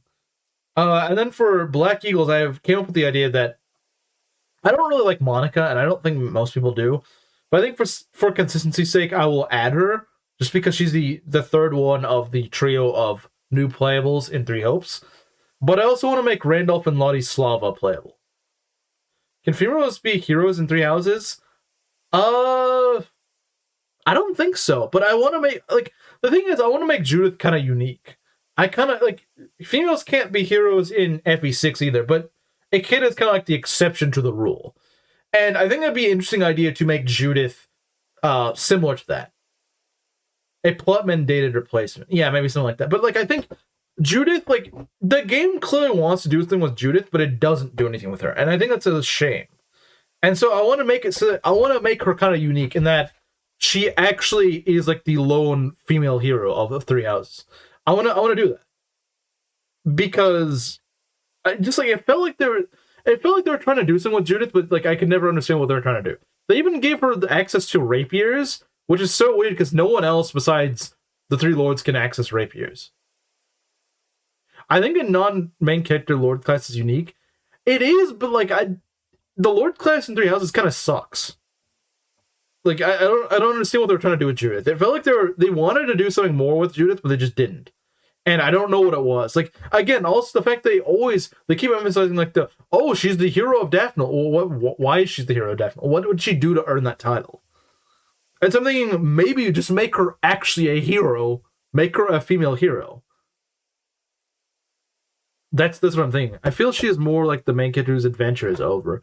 Maybe, but like I think making her a hero could be an interesting idea. Just make Lord Epic then.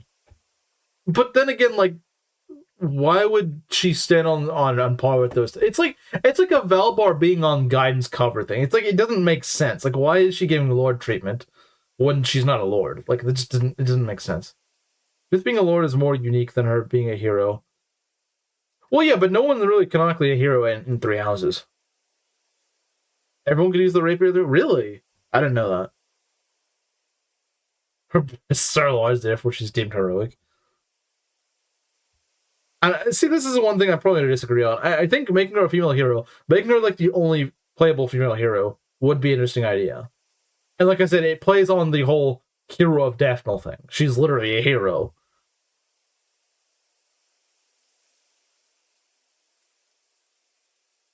But what I was gonna say is that Judith, Holst, and Nadir will be like the Golden Deer characters. Real heroes feed their babies, true. Maybe the newest class can be Barbarossa as he trains Claude, or Wyvern Master. Maybe Wyvern Master, yeah, maybe. Well, is Wyvern Master a class though? I mean, there's Wyvern Lord, sure. We could make him a Wyvern Lord. Because he would probably join around the same... He'd probably join around, like, the same point that, like, Eureka would in Crimson Flower. The idea being sort of, like, he's, like, this really good unit. I think he would be, like, the Golden Deer equivalent of Eureka. He's just, like, a really good... Like, Judith's probably not going to be that good. She's going to be okay. She's going to... Like I said, the idea is that she's very much inspired by Echidna. Echidna's not a great unit. She's an alright unit, but she's not a great unit. Nadir's going to be, like, actually good. He's going to be, like, actually pretty cracked. He's going to be on par with, like, Eureka. Yuritsa or like Seth or someone like that. Like, that's the point. He's gonna be really good. But I think he should be. He's an Elmira in general. He is feared. All Foodlandians know him. They fear him. He should be a very capable unit. He should be like a Percival or something. He should be like a Yuritsa or a Percival for Golden Deer. I'm tainted by macho Rednian Echidna, but female hero sounds like a rough woman. That hag seems more refined and classy, a high-class mentor. Maybe, I mean, I can see it. Starts out in after the time skip. I don't remember what he starts out in, but I know he becomes the Barbarossa. I mean, maybe we could do that. I don't know. Since we know Caspar and Linhardt's fathers support Edelgard, maybe you can choose one of them to be playable in Crimson Flower. You know, I haven't played Scarlet Blaze, but what I'm thinking is maybe using some of those father characters actually as bosses instead of just generics. Like in the time skip, and instead of just fighting like some random, like no portrait NPC guy. Instead, you fight like Gregoire von Varley, or you fight Count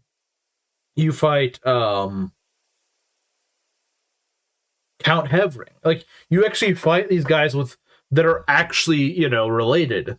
That they're actually relevant characters. The point of this project is also to use like a lot of Three Hopes assets and just make Three Houses feel more well put together, if that makes sense. Claude's class into the time skip is Wyvern Master. Okay, so his immediate class is Wyvern Master. Okay, maybe we'll do that.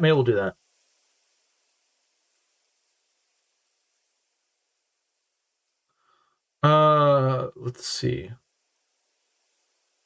Yeah, I think that's the thing is I'm just gonna probably. I think we're just gonna not agree on the Judith thing.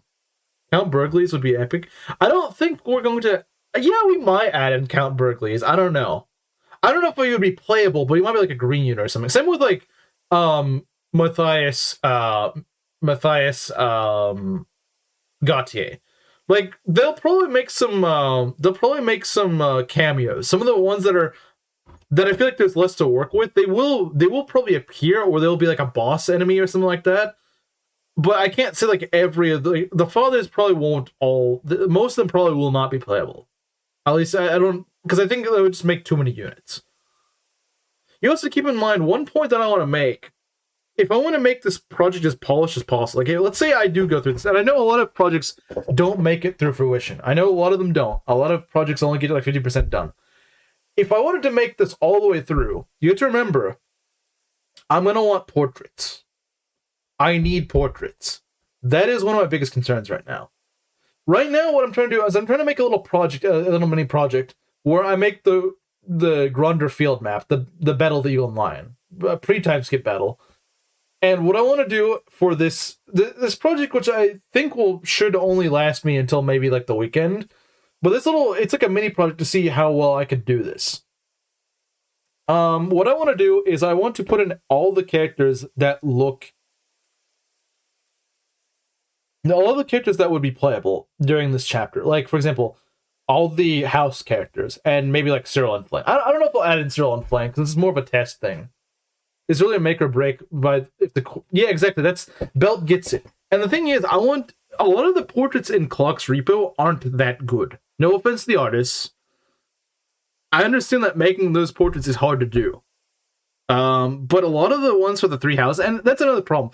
A lot of the characters are just not there. A lot of the characters in Three Houses are just not in the repo at all. Even if it's like a bad portrait, they're just not there. Like, for example, I don't think there is, I swear there's some characters that aren't there. I don't think Cyril's there. I don't know if, Ignat is there. There's quite a few characters that I just think are not in there. The only hack with good GBA portraits are Enron. And you gotta remember that Mang's actually commissioned, Sigri for it. You don't care much about her, and it would just blow up the project.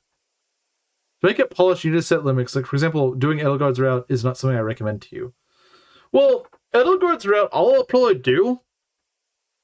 I will probably do with Edelgard's route is I might just go and add in, like, the Slither chapters.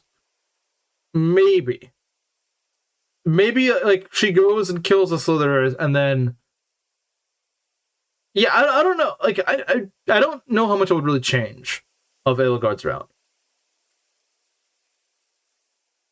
Because the thing is, I want to try to remake the game in the way that I think it should be.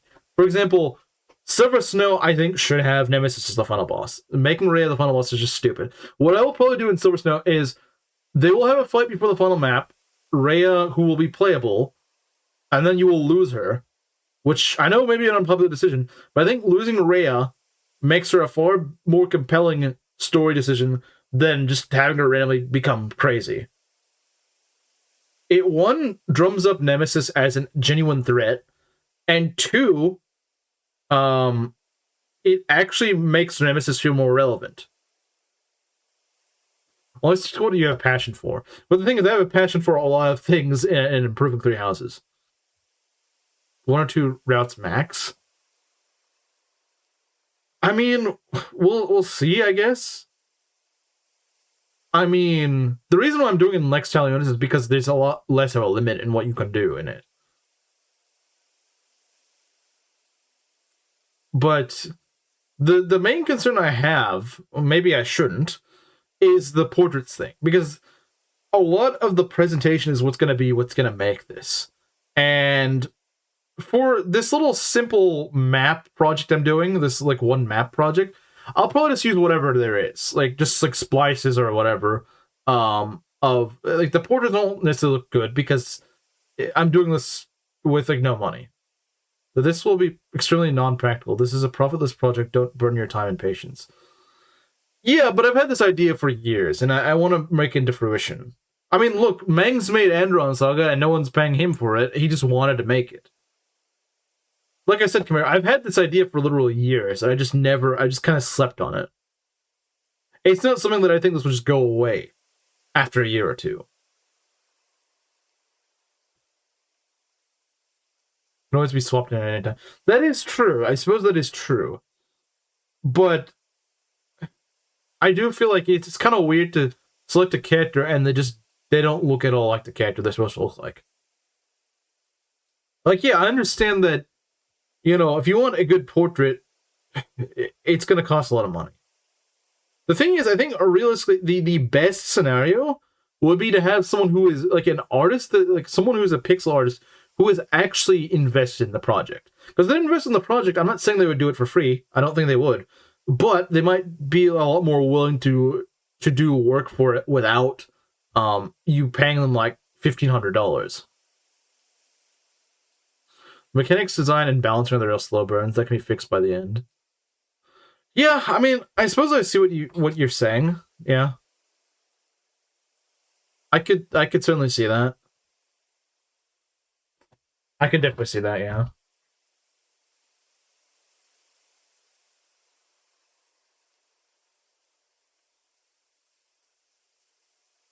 It's possible to find there is talent with a passion for Three Houses. But, like, where would you... Because, like, I don't even really know of anyone. Gameplay does come first, yeah. But, like, the thing is, I'm going to need to reach out to people. I'm going to need to reach out to people, and if I just show them a bunch of garbage...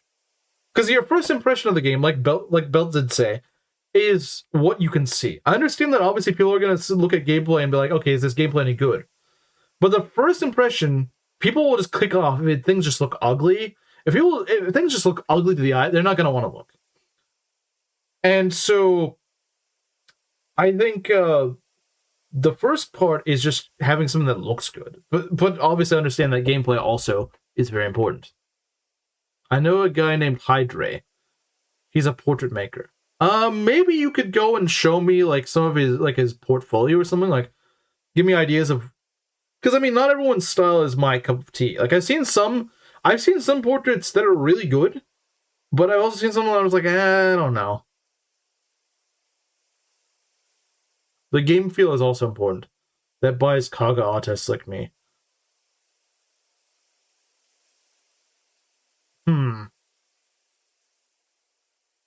But yeah, I'm certainly down for resources. Like, if someone wants to be like, oh, I know this guy, you want to go use him? Okay, I think you DM me.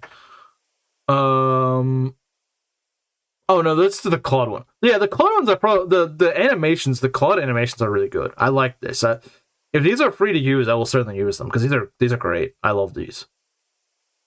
Because I know that Camaro and Mus do some, but they do more like they do stuff like palettes and stuff like that. Which yeah, that will be nice to have. But I need someone that works on portraits. I don't really know that many portrait people.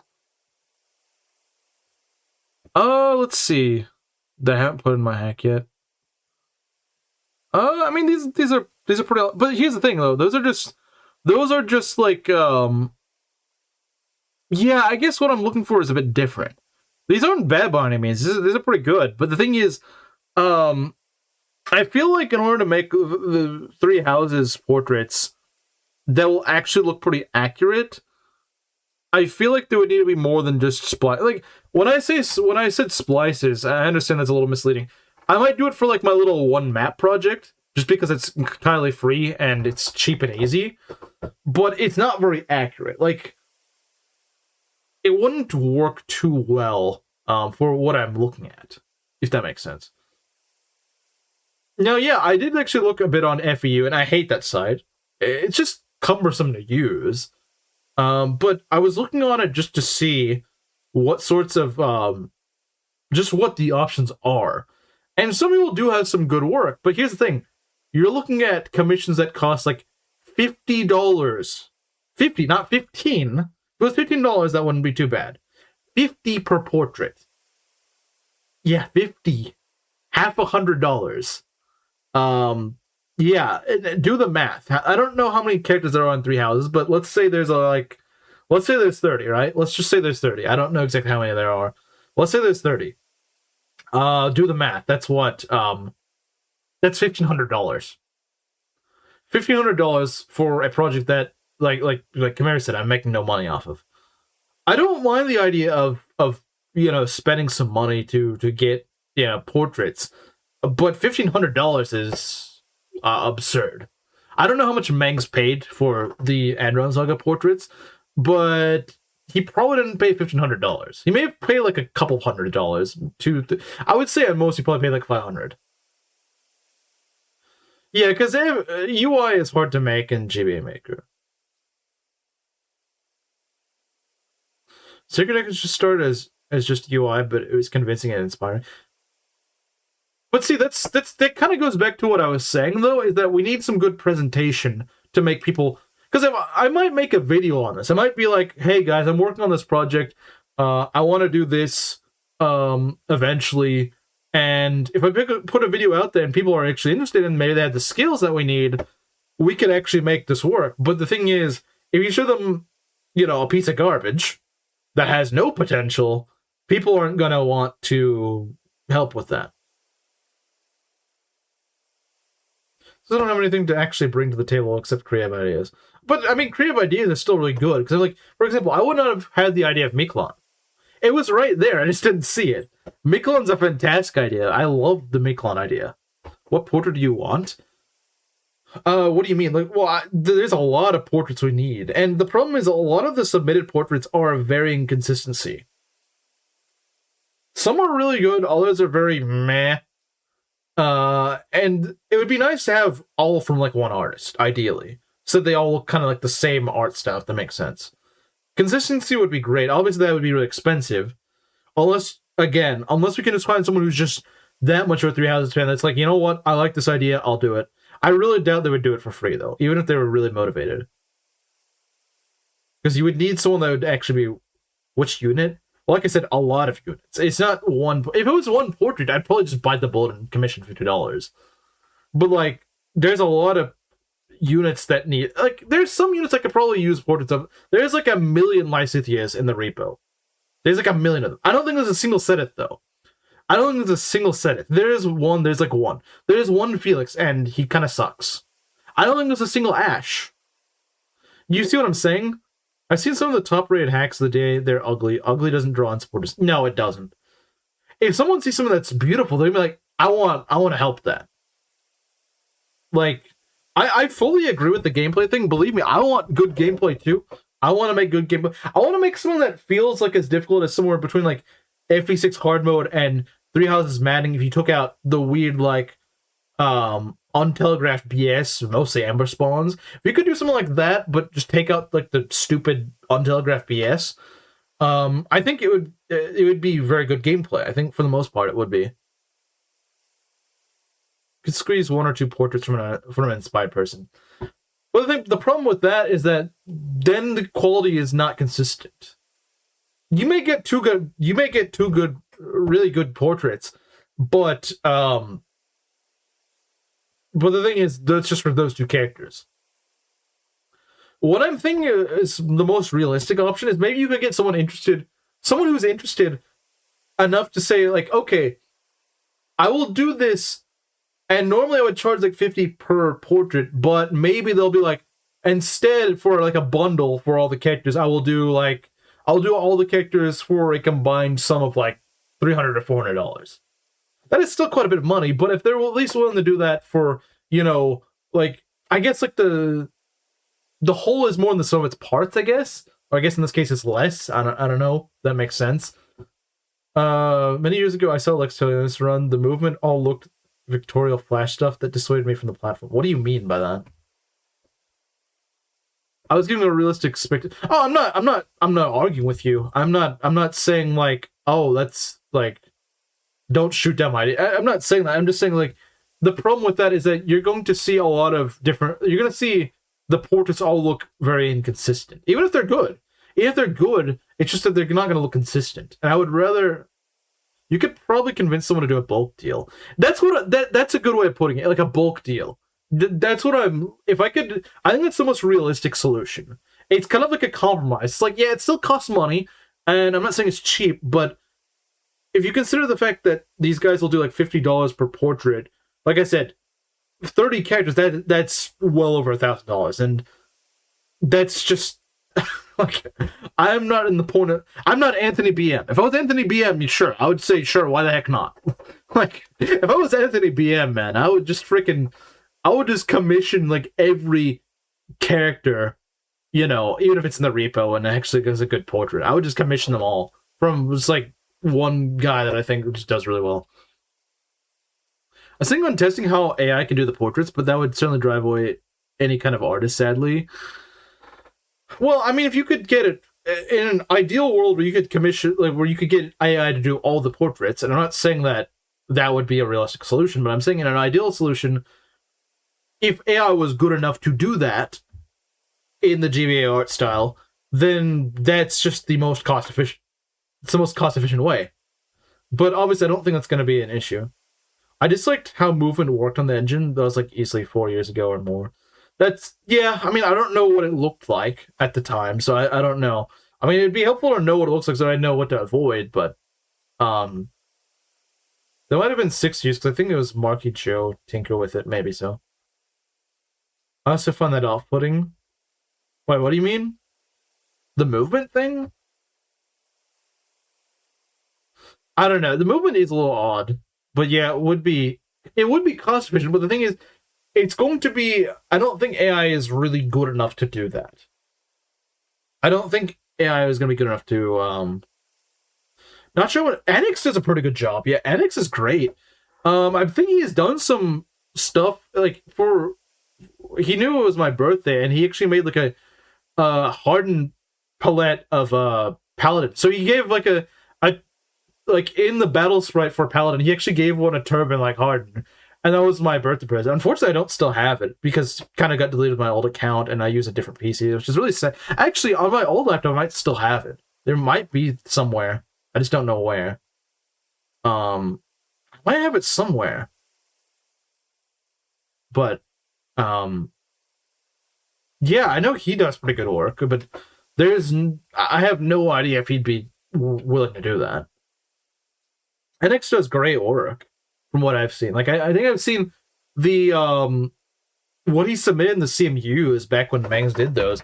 He had some really cool looking portraits. Like the guy has talent. It's just I don't know if he would want to. I don't know if he would want to work for this. The guy is very talented. I'd love to have him, but Something tells me he's probably not going to be either he's not going to want to do a whole bulk thing or something like that. Judgment calls. Reach out if you want my aid. Okay. Well, we're just going to brainstorm ideas. But yeah, I think for this one map thing, this is kind of where my sales pitch is going to be. And admittedly, I don't know how to make the stairs look good. I might go and bring it up in the Lex Talionis Discord and see like what, people who I've only used this for a few days. I'm sure someone who's more talented at hacking could give me some pointers, like some good criticism, like, you could do this instead. That kind of makes the stairs look a lot more realistic. Don't waste money on other people's projects. Yeah, like, this is just something I want to do. This is something that I want to do. Like Kamara said, realistically speaking, it's not profitable. I'm making zero money off this. Even if this project ended up being better than 3 houses, like, let's say this project ended up being better than 3 houses. Let's say this was like freaking Sacred Echoes, and not in terms of. Let's say this was like the popularity of like Sacred Echoes or of like Project Ember, but my hack. Like, even if it's like critically acclaimed, like the community loves it. Which does not guarantee that it'll happen. Let's say it's like it's like my masterpiece, right? I still don't make any money off it. I'll ask them to show them to Harden. Oh, you mean NX? Like, just ask him, like, hey, I have a friend that's interested in this. What sort of Oh, you're talking about your friend. I thought you were saying you're gonna reach out to NX. Yeah, I don't think NX would be interested. He might be down to do like a few portraits, like Kamara said, but even if he was going to, even if I was going to commission him, he probably wouldn't want to do it in bulk. He probably wouldn't. Is justifying investing your time on it. Yeah, but like the thing is, I mean, I have considered recently. It's like if I get back into programming and trying to make hacks and stuff, I can springboard that into actually making my own game, like my own game that I could actually publish, and I'd want to make something that is like Fire Emblem inspired, but I would want to make it where you have more freedom in what you can do. Like, for example, you will get one idea that I think could be controversial. Actually, it will be controversial. Is you will get units like in Fire Emblem, but the thing is, if you don't like those units, you can sell them into slavery. I know it sounds terrible, but it's like I like the idea of giving the player the choice to do that instead of just having a bench warmer that's completely useless. I want to make them actually serve some use. You can at least make money, but maybe there's a penalty for that. Like maybe maybe you work with like weaponsmiths that sell you stuff or item suppliers, and you'll have a harder time. You'll have a harder time being able to work with them if you keep selling all your guys into slavery because they don't want to work with a slaver. Sort of like a scale system, and the more you do it, the harder it is to work with them. The harder it is to negotiate like a price with them. I just want to give use to the bench. Did I miss it? Yeah, I'm just kind of talking ideas about 3 houses on Lex Talionis hack I want to do. If he's generous, 5 portraits. Yeah, that's the thing. Yeah, exactly. Kamaru gets it. And that's just like one of my ideas. I want to, like I said, I want to do something that's like Fire Emblem, but it gives you more leeway. Another thing I want to do that Fire Emblem doesn't really do, I want to do more like Siege Warfare. Like, yeah, we'll have like a medieval setting, but there's going to be a lot more of like actually like breaking through walls and stuff like that. But obviously the way that Fire Emblem does it is not interesting. Going and chipping a wall down for like 5 turns is just not fun. FE6 walls suck. There's nothing fun about that. But I think doing stuff like that, or having a thief that sneaks behind enemy lines and goes and like pretty much has like thieves that have like shade until they make an offensive action. Like either they steal something or they go and hit an enemy or something like that. But before that, they can kind of scout enemy lines and the enemy just won't see them. I want to do something like that. I want to have thieves that work like that. I want to do stuff like that. Things that Fire Emblem, I think, could benefit from. They just don't do it. And of course, Mug thieves that have Mug, obviously. Obviously. Wait, who's saying they'll do 5 portraits? Your friend or NX? I'm not sure who we're talking about.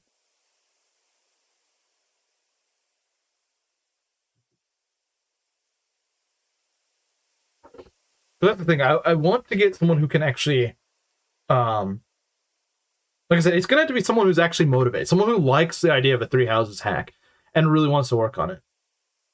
Three Houses and Lex Talionis. Yeah, and it's not gonna be like a 1-to-1 remake. What it's gonna be is like sort of like a reimagined it. I think I've seen it before. Is it? Is there one? I mean, NX. Oh, okay. So NX is saying he'd be willing to work on 5 portraits. I mean, that's nice. It's worth thinking about. Talk about commissioning NX while I'm right here. But do you do portraits most? Do you do portraits? Because I thought you did stuff more like animations and stuff. I know Chimera does. I don't know. I mean, hey, if you want to make portraits, I mean, by all means, if you're volunteering, I mean, I'm not expecting you to do all of them, but I could use whatever help I can get right now. If you like making portraits, and you want to help out, then by all means. I've always done portraits since more than animations, really. So, I'm kind of curious what your portraits look like. I'm working on commissions right now. I'm done with by the end of the week. I'm just curious to see what some of these are. Like, what some of these commissions look like. I think good cards like NX had to be recruited with great pitch. We have to make something good to entice talented. I fully agree. You have to make something good to get good quality. Because, like, anyone can say, oh, I'm making this hack that's really ambitious and stuff, and then just not, like, be able to deliver. Because any Joe can say, you know, oh, I'm making this ambitious hack. Okay, but like, if they're not showing any promise, they're not, you know, then okay, yeah, no problem. If any Joe can say that, but only a few people will actually be able to deliver and show you. Like, for example, I am considering, I've struggled with learning programming, but I am considering learning Python. I tried before, but I'm considering learning again because I'm kind of getting the itch to program things. And yeah, first time was a failure, but you know, maybe I'm a bit more familiar with how things work now. Maybe I'll do a little better. I don't know. We see as potential long-term partners. They're the jackpot we seek. Exactly. Like, for example, Mengs's team, you know, he didn't just say, I'm going to make a hack, and then they all joined him. That's probably not how it worked. Now, I don't have any insider information on that because, you know, I don't have any contact with anyone in there. But I would imagine that that's probably how it went. It was like only once things actually look like, okay, this guy's serious. He's not just talking about it for a few days and, you know, it's gonna go away. He meant it. He's made 2 full hacks. You know, like the guy is as serious as they come. And I think after Andron Saga, it's gonna be a lot easier for him to get talented guys. It's gonna be a lot easier because people are like, okay, he made Andron Saga, he made this other hack. Like, people know him. People know that he's serious about his hacks. They know sadly is only good with splicing. Yeah, splicing, I could probably do splicing, honestly. I don't have a lot of experience with it, but I did actually, funnily enough, back when the original Arena season was, I did make Ganondorf for it. NX did help me because there was like some color issue, but I made the splice itself. And I think the splice was actually pretty good. The splice came out pretty good. I don't know if anyone remembers the Ganondorf that I put in the arena. Besides the coloring, which I think NX shaded it for me to help me out, but the initial splice, like the portrait features that I put together, that was my doing. I chose the Brendan portrait, like the Brendan face and like the hair and stuff like that, and made it red, and made his skin like this dark grayish brown. I think that actually was like, that only took me a few minutes to do, and I was like, huh, that splice actually looks pretty accurate. That actually looks a pretty convincing Ganondorf. So yeah, in a vacuum, yeah, you can splice and it's not too hard, but the thing is, I think I also kind of lucked out with what I was looking for. I remember that portrait. I thought it was pretty good. I was pretty proud of myself. I thought it was a pretty good portrait. I never checked it. It was in one of the one from last year or the year before, the arena. And 1 week I entered in Ganondorf, and that was a splice that I made. It's the only splice I've ever made. And I was like, you know what? I'm actually not too bad with splices. I think that was honestly pretty good. Like I said, I didn't submit the final portrait that you would see in the ROM because that NX did do some touch up on it. Because for some weird reason, the ROM wouldn't take there was like a color limit on it, and mine apparently exceeded the number of colors. I could not ever figure it out. NX just did it for me. I'm not entirely too sure what he did, but my thoughts are that you could probably splice some characters to actually look, at least halfway decent. But if you want like the best quality, you'll have to commission people, probably, most likely. Because I think the commission people, I think they actually redraw it or something. They do like proper pixel art, which obviously is way beyond my pay grade. I'm not an artsy person. I cannot draw. I cannot do art. That is not my thing. That is not what I'm good at. That's why I would say you would want that. Like, I think one scenario that could happen is sort of like, think of Shadow Dragon and Fates, right? Shadow Dragon and Fates is pretty notorious for like actually being a really well put together hack, but the portraits are like an MS Paint. But I feel like people made like a hack of although I think that's mostly just using like various like AI art and like heroes art and stuff like that. I don't want to do that for the portraits. But I think the thing is that people liked the project enough that they wanted to go and help out. Because Shadow Dragon Faith is a very well put together hack. You can tell the guy knows what he's doing. Tilda Head is a really skilled hacker. He's really skilled. He knows what he's doing. He knows how to balance his games. And it's a shame that was the only project he'd ever done that I know of. Like the only game hack I think he's ever done. I'd love to play something else by him. I think he's incredibly talented. Heck, I would go even as far as to say, like, if the guy made a hack of Engage, I would try it because like the guy knows what fun is, and I hate Engage. I would go as far as to say like if the guy did that, I would at least give it a try because that guy knows what he's doing. And I think absolutely Chimera's right. We need to show people that I actually want to make this. I want to make this a thing. I'm serious, and so I think that because if you can make portraits that are that good, like I said, the first impression that people see when they open up a video of your hack is going to be, what do the characters look like? What do the maps look like? Like just looking at this map, I'm a little mixed on it. I think the river looks really good. The river up in the north, that looks really good. I am proud of what I did there. I know it's mostly a straight line, but it is a little jagged. Because the actual rivers are going to be a bit jagged. They're not just going to be a straight zip through the map, And I think I did a good job with that. Rivers, they're going to look a little even. For what it's worth, if anyone's ever done mountains are hard to do. Like the ones you see in the corners right here, it might not look perfect. I'm sure someone could do better, but the thing is, what I learned, mountains are hard to do because just like the lighting and stuff is really awkward. It's really clunky. The tiles you have to work with are kind of weird, and so it takes a lot of several minutes to go figure out like someone that actually looks not all janky. So yeah, mountain tiles. I'm actually pretty happy with how these turned out. The mountain tiles actually look pretty good, all things considered. Could I have done better? Would I do better with more experience? I'm sure I would. Yeah, Muss gets it. Mountains are freaking hard. So, Muss, I'm kind of curious. What do you rate my mountains as? How do you rate my mountains? How do you rate them? What do you think of the mountains I did?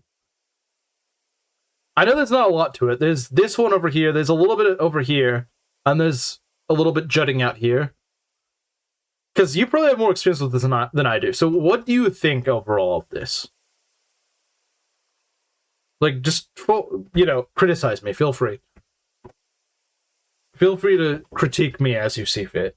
Because like I said, I'll probably show a picture of this in the Lex Taliona server, and I'll say, okay, What do you guys think of this? Like, did I do well? Did I do poorly? Like, something I can improve on? Honestly, better than how mine was. I did spend a lot of time trying to fix at the mountains. Like, I probably spent, a few minutes. I mean, granted, I was stumbling through a lot of it, so I probably did spend a few hours actually setting up like the forests and the forts and stuff like that.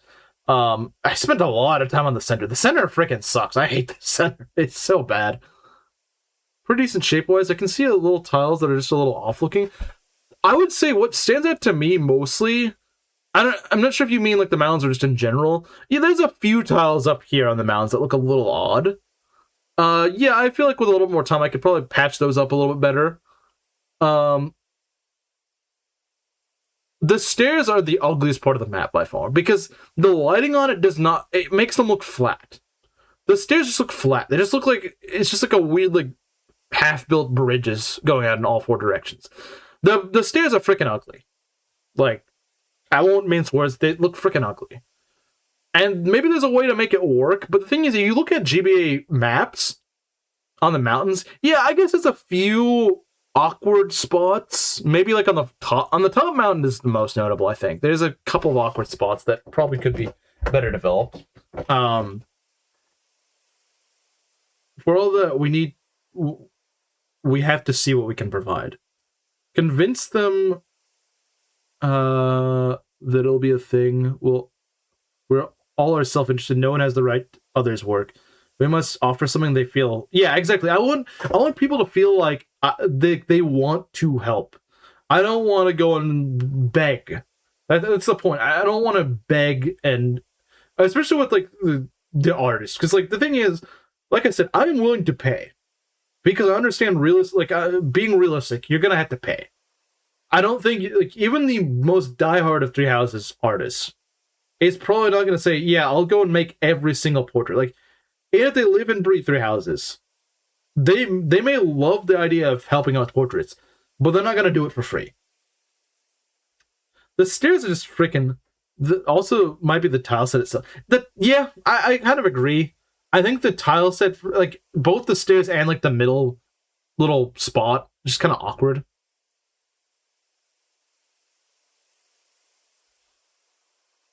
Begging, yeah, exactly. Like it doesn't show anything. Like a carpet. That's a good way to look at it. It kind of does look like a carpet. It's so flat. Do you have any of my portraits? All right, let's take a look. Okay. Let me see. A potential dangerous download. Uh-oh, I'm gonna get hacked. I'm gonna get hacked again, guys. Okay, no. I don't think he's gonna go and hack me. I really doubt that Melissa's gonna go hack me. Especially considering this was literally something that he DM'd me right after I asked him about it. Okay. Let me go take a look at this.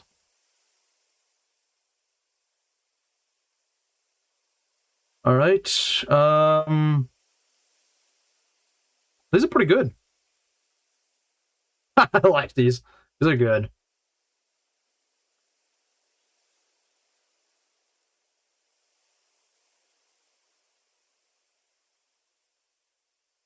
The problem is though, a lot of these characters I don't know, so I don't have like a frame of reference. But yeah, I would say these are pretty good. These are pretty good, yeah.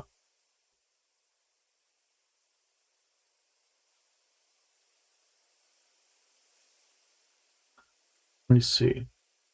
Oh, the Jack Frost is amazing. I love the Jack Frost. That's really good. Yeah, no, some of these are really good. I need to see Majima. Now that's good. I like the Majima. Nishiki, let's see what Nishiki looks like. Alright.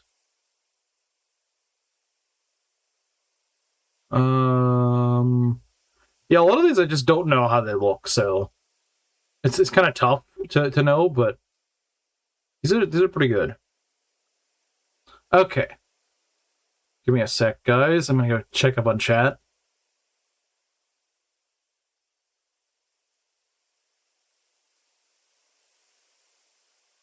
The zip bomb, yeah. Oh, hey, Z-Hawk. Yeah, you kind of missed it. I'm just talking about hacking now. Let's see. Somewhere for real people. With Jack Frost and put it in the repo, which I cleaned up. Oh, okay, I see.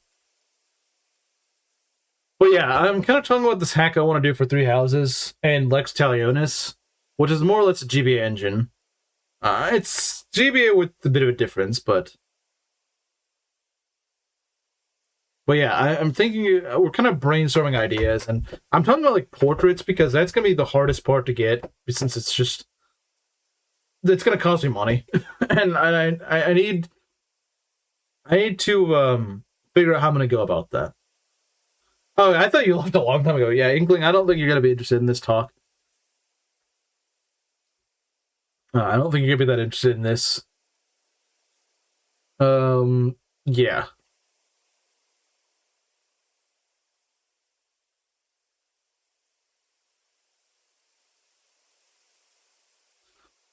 But yeah, so I think what I might try to do is, like I said, like I've been saying, I would like to make maybe like a video showcasing this map once I'm fully done with it, once like all the characters are put in, like once it actually is the Battle of the Eagle and Lion, and I actually have the map balanced. What I want to do, my goal for this map, maybe it'll take more than the remainder of the week, but what I want to do with this map is if I can get, the perfect map, if I can get everything I wanted to actually have like 3 factions fighting each other, like the Battle of the Eagle and Lion, and they will actually try to fight for the Ballista. Now, actually programming guys to fight for the Ballista, I don't know if I'll be able to do that. But the thing is, the Ballista is kind of in the center, so they're probably going to fight over it. Obviously, it won't be exactly like Three Houses. Like, for example, not everyone can be able to use the Ballista. There's only going to be the cannon archers are going to be able to use them. I'm not sure I'm going to work classes, but I want this map to kind of be a showcase of what I have planned. I wanted to show, portraits. I wanted to show the gameplay. I even want to make this one map thing, actually. I want people to be able to just play it. Even though it's just one map, I want people to be able to play it, and they'll be like, dang, this is actually pretty good. I know it's just one map. I know it's not like a full-on hack or anything. Fighting over Ballista, I think, should be possible in it. I think the AI will just naturally try to fight it. If you have everyone programmed in as they should be, I think they will end up fighting on the Ballista because it's a centerpiece. And like I said, you're gonna have 3 armies because you can do that. In Lex Talionis, you can program 3 different armies that will fight each other. You'll have blue units. You'll have red units. You can have purple faction, which fights both red and blue units.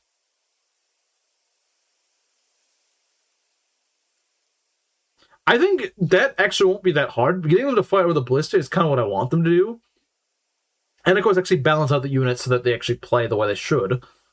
And if I could just... Now, this is probably a bit more advanced, but I would love to... You know how whenever a certain team is actually winning, they get a stat boost? I want to do that. Now, I'm not sure how I would do that. That may be a bit more advanced. That may require, like, Python or something. This is the Battle of the Eagle and Lion. Yeah, that's what I want to make. That is what I'm trying to make. And like I said, when I am done, I want this to actually feel like the Battle of the Eagle and Lion. I want people to be able to play this. I want to release it publicly. And people can just go and pick it up on Lex Talionis, and they can play... I want to give them the option to play as any of the factions. They can play Blue Lions, they can play Golden Deer, they can play Black Eagles. I want it to be like, there's like a little startup screen, and it'll say, sort of like the I guess like FE7, when you choose what you want to play, like Lin mode, Hector mode, Elliewood mode. I want something like that, but you choose which house. It can be crazy good with Python. Yeah, I know that it can get a lot better with Python. The problem is that, like I said, I don't know Python. I want to learn it.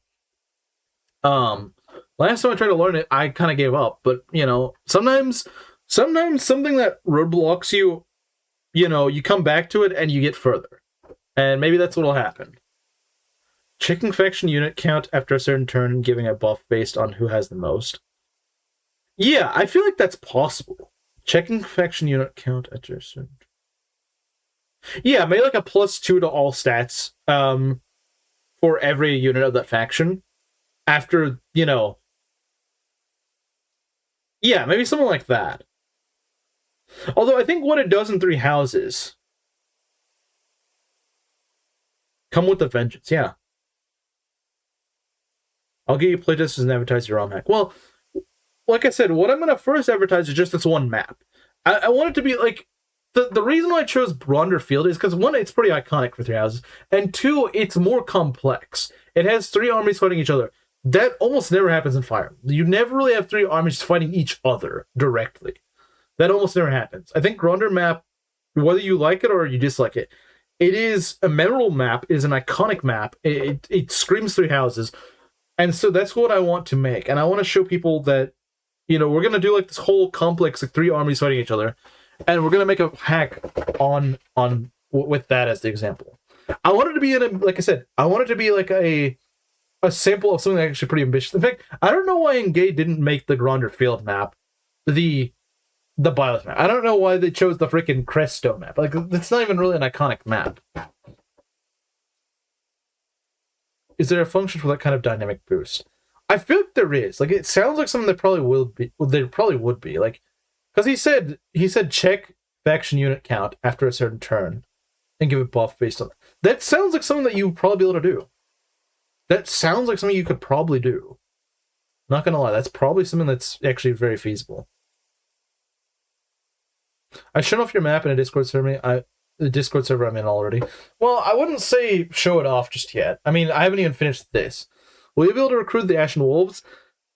Yes. Like, if I go through this project all the way to fruition, which will be extremely ambitious, mind you. So I'm not saying that it'll guaranteed go through. I do want to make everyone who is recruitable in Blue Lions or not Blue Lions. Everyone who is recruitable in Three Hopes and Three Houses. I want to make them all recruitable.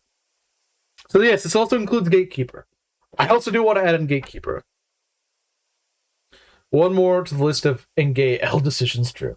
But yeah, I do want to, but like the thing is, you have to remember, like what Kameru said, showing things off too soon is not a good idea. Because if we show things off too soon, it just looks like anyone who wants to make a hack, you know?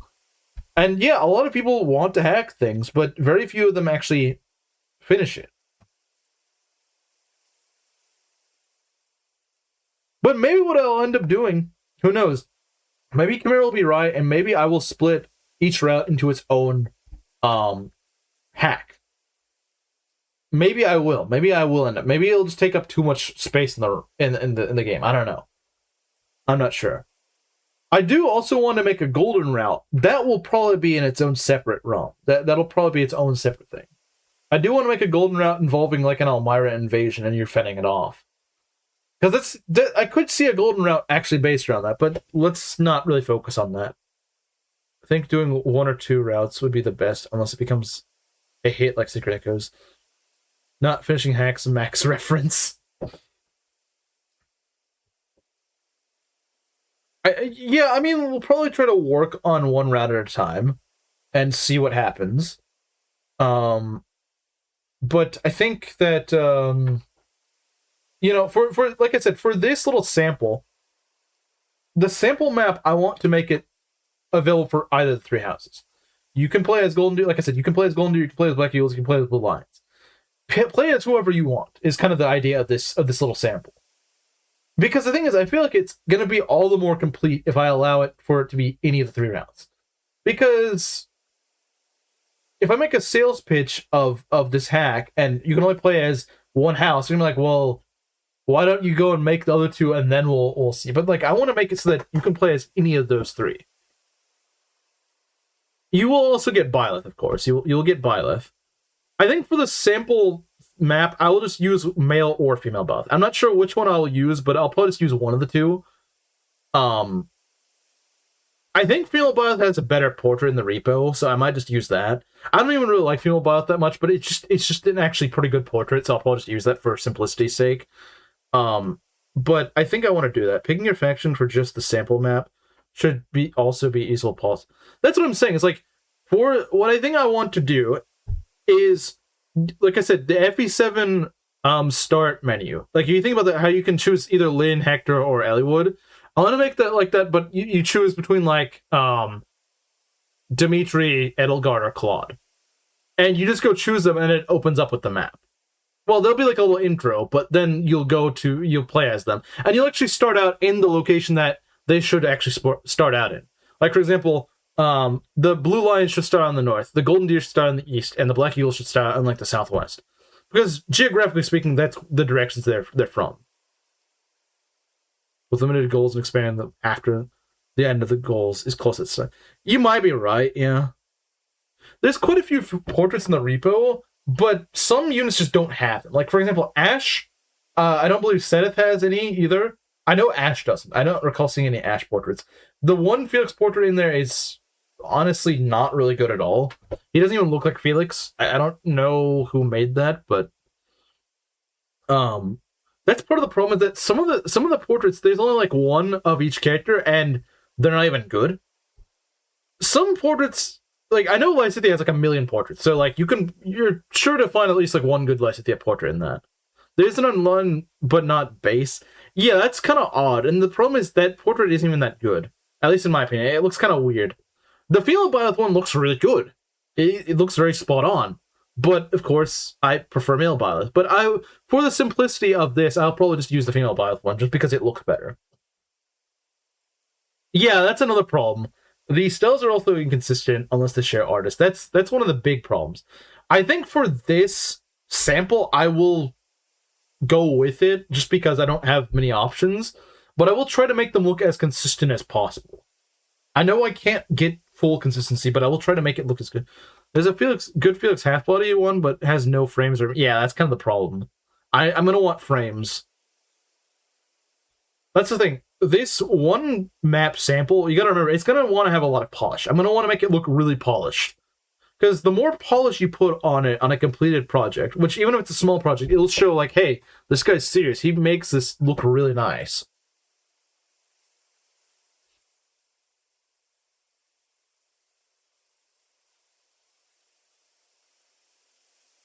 So I think for some of them, I can easily do frames. Oh, okay. We can look into it more. Like I said, there's gonna be some characters we'll just need from like the ground up. I might just splice those characters. Like, making an Ash splice probably isn't that hard. I would imagine doing like an Ash splice is probably not too hard. Ash does not look, he doesn't have like that crazy of a design.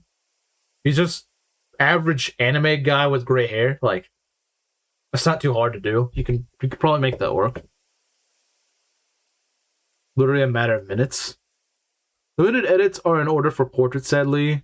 This has risk to displease original makers, so this should be done last.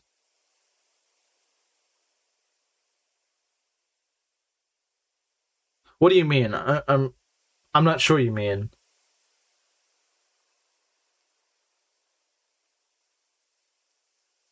You found Slim? What do you mean? Slim isn't in the server. Well, actually, I think, is he in the server? I don't think he is.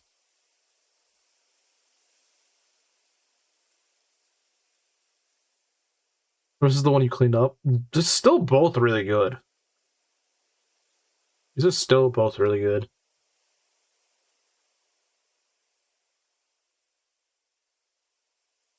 Well, I mean, Slim already knows. Slim knows that I got hacked. Because he even DM'd me, like a week or two ago. He DM'd me. Like, he knows. Like, he knows my new account and stuff. Like, he knows.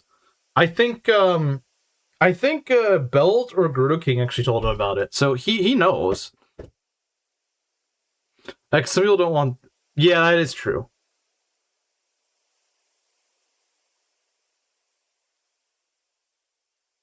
Okay. Yeah, that's the thing. You might want to check that, Ares. I don't know if the Felix is free to edit. I'm not sure. I'm not sure. He did? Yeah, he knows. He knows. Slim knows.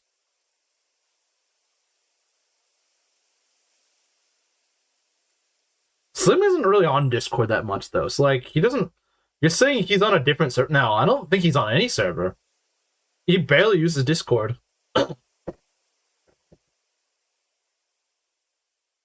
Yeah, no, like, that's not... That's old news.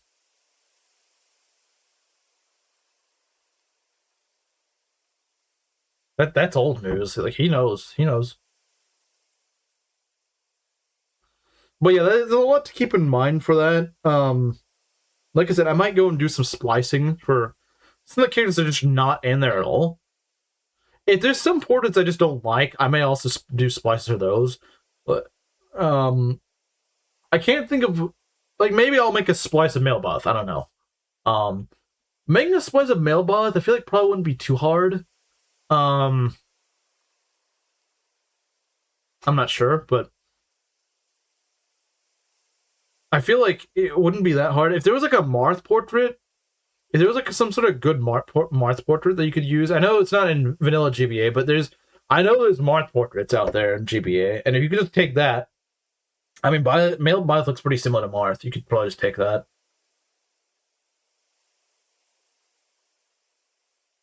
Yeah, that's what I'm saying. I understand that you want to help Ares, and I appreciate that, but like showing unfinished work in progress is not a good idea because it doesn't sell people on the project.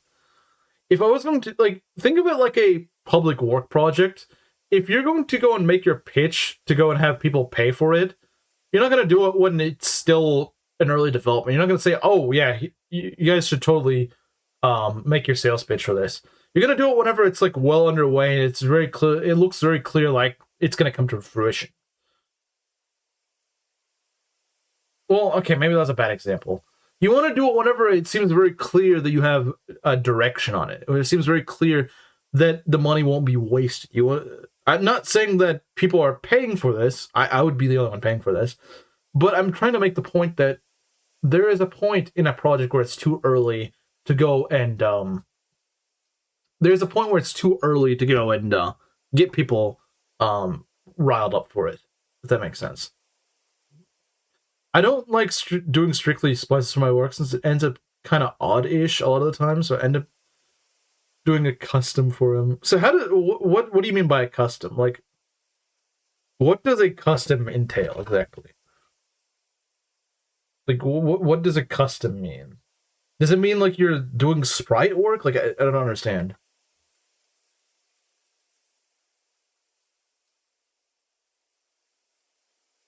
Yeah, Kamara is absolutely right. Like, I'm sharing this with you guys because you guys either watch my content because you like it. Although I think most of the people that are watching for the Shadows of Valentia run are gone by now, or they're just lurking.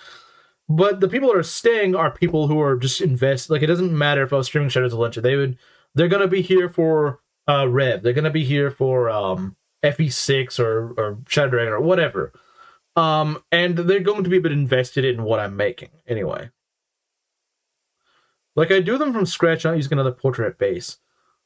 So how, like, you use like a different software and you just kind of draw it? Like, how does that work exactly? Because I mean, like, drawing them from scratch just sounds like that's kind of crazy. I don't think I'd be able to do that. I can't draw. Much less would I be able to do it on like Paint or something like that.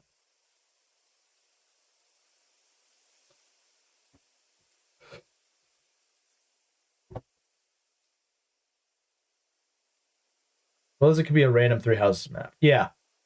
Yeah, they could just be like, because I mean, like, people do that sometimes. They're just like, oh, I tried to recreate this, and they just see it as that. And in some cases, it is just that. It's just like, I just want to recreate this for funsies. And there's nothing wrong with that. If you just want to go and make a map that you like, as like a practice project, sure, by all means. I want to do it to kind of like teach myself the basics of this program and then getting better with it.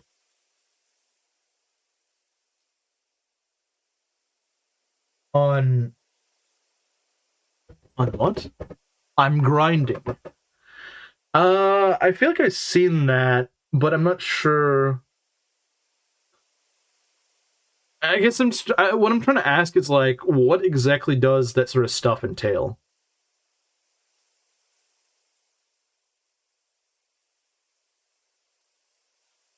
Oh dang, Groose actually is in the server.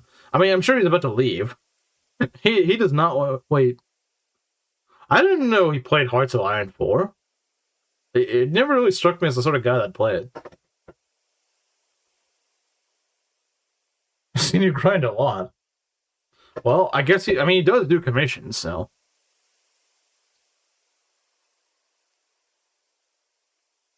Oh, he invited the other guy. Okay, that's probably why. I was about to say, like, This is Slim is not. It's too sweaty for him. Hearts of Iron 4 is too sweaty for Slim. Okay, no, he invited a different guy named Groose and thought it was Slim. No, okay. That's at least that's what he's saying in chat. I was like, he does not seem like the sort of guy who'd play Hearts of Iron 4. You gotta remember, this is the guy that plays freaking Among Us. You gotta remember, this guy plays like silly party games. He's not gonna play Hearts of Iron 4. Probably doesn't even know what Hearts of Iron 4 is. Congratulations. like an hour and a half after I beat the game, but thank you. I didn't need Silk this entire time, Illusion. I didn't need her. Bro would die if England declares war on him. I don't know what to describe. I guess it is just kind of like a... I guess it's just drawing, I suppose. In which case, yeah, that's definitely not something I can do. That's the thing, like, I can do splices because there's at least some base to work on. I probably could not do, like, the actual sprite art because it's just, I cannot draw for the life of me.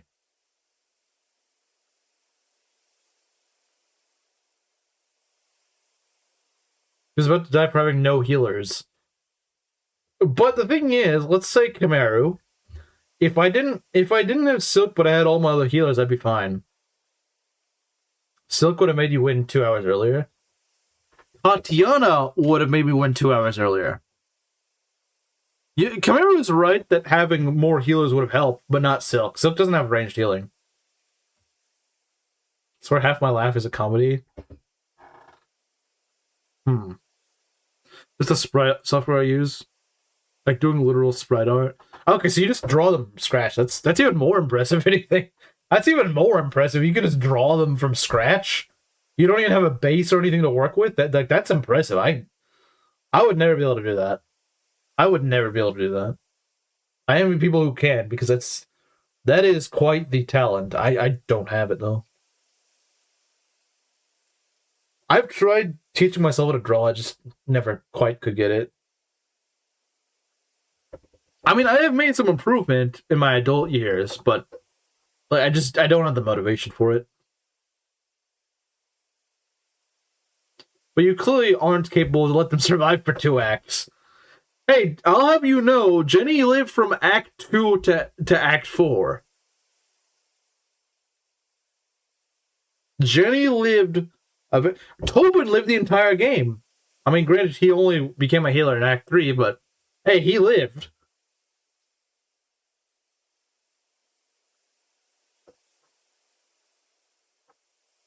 They use a base or reference like the anatomy and poses, but not just like cropping together other portraits or anything. It still sounds like quite a bit more work. Okay, I guess you got me on that one. I guess you got me there. No one survived for 3 acts. I guess you have me on that. I can't argue with that. Yeah. Like I said, I think appearance is a lot. Obviously, I do want to make the enemies actually... I do want to make the map kind of tough. I want it to be tough, but not feel like it's impossible. I want it to feel tough, but not unfair.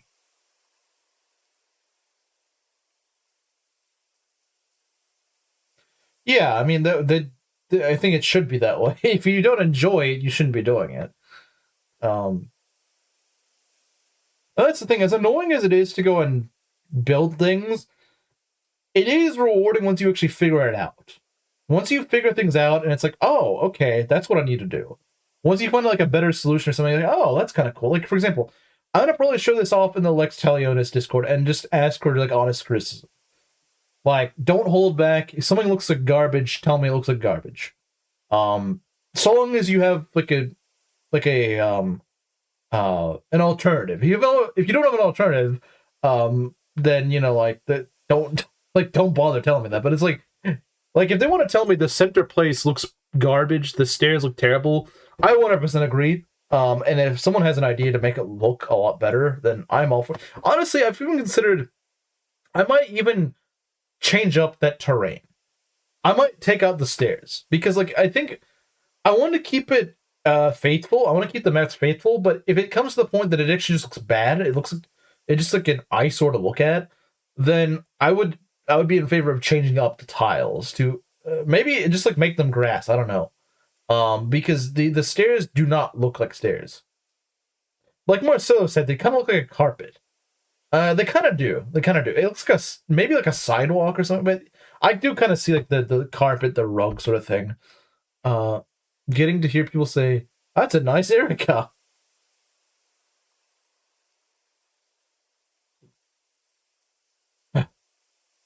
Ledger just started a bit ago. Let me go pray again real quick. All right, no problem. I'll probably end things off in a few minutes, but I'll wait for you to get back and we can discuss a bit more. But yeah, because I think, like I said, with Lex Talionis, it's a lot more of the sky's the limit with programming, especially if you know Python. If I can learn Python, if I can teach myself Python, which I'm not saying by any means is going to be an easy feat, but if I can do it, then like so much opens up to you. If you can actually code, there's so much open to you. So much open to you. If you can learn how to code, then I understand a lot opens up to you. Like, for example, I could probably do things like combat arts and stuff like that. I could probably use like battalions. I could put them in Lex Talionis. I could probably do that if I could learn Python. Maybe without it. I don't know, but I bet you with Python at the very least, I could probably do that. I could probably make that happen.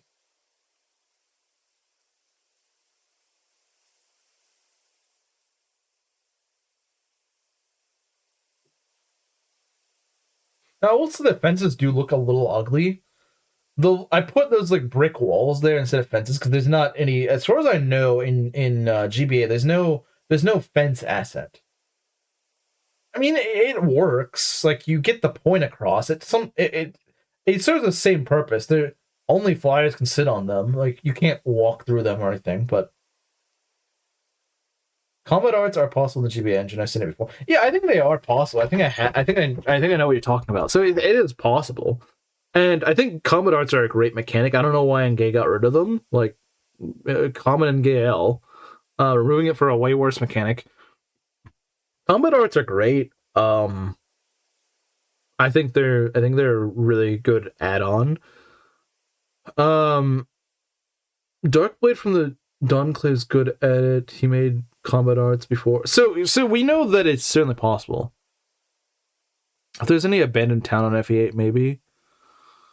The only place I've ever seen a fence is like in front of a house, and the problem is it's attached to the house, so you can't just go and take off that. You can give the durability reduction due to the combat arts. Oh dang, that's pretty cool. Yeah, no, I would certainly want to do that. Like if I can do that, I would love to put it in combat arts. And I don't know if battalions are possible, but are basically exchangeable stat boosters.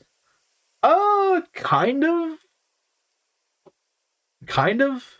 I guess they sort of function like rings in like FE4 or something, which is probably possible.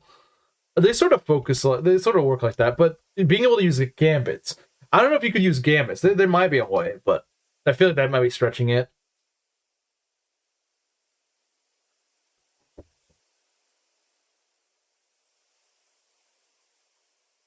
But yeah, I guess for now, I think a good project to work on if we go through with the actual main game would be start with Blue Lions, because Blue Lions is what I would change probably the least. I would probably change Blue Lions and Crimson Flower the least. Those would be the easiest ones to work with, because I wanted to go and change up Silver Snow, and I want to change up a lot of Golden Deer. The Golden Deer being what it is just stupid. It doesn't make any sense.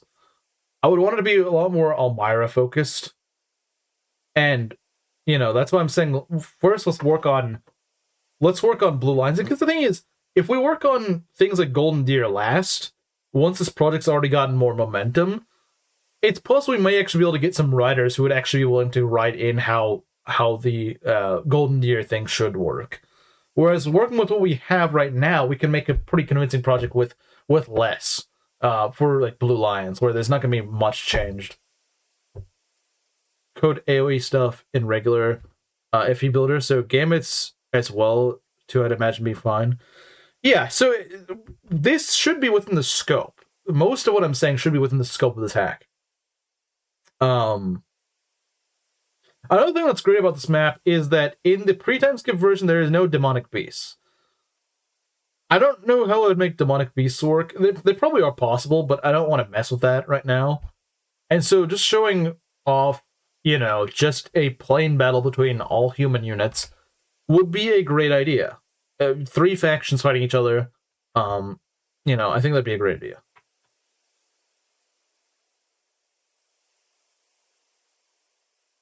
I think that would be a good idea. Yeah, now, there were those healing tiles, which I changed with forts. I guess that does look a little odd, but I mean, I don't know what else would be the healing tile. There might be a way to actually program in a healing tile, but I don't know how to do that. I feel like a fort kind of does the same job, and it's already in the game, so I'm just going to use that. Now, one problem I am having, although that's probably a minor issue, is that whenever I just launch up the map, because the map is a lot bigger than GBA maps, it's very zoomed in. So in other words, you have to actually scroll the cursor over to see the whole map. I don't like that. Now, I know it's kind of like that in Three Houses, but I would like it if it was maybe a bit more zoomed out. Like right now, what you're seeing on my screen is the whole map, right?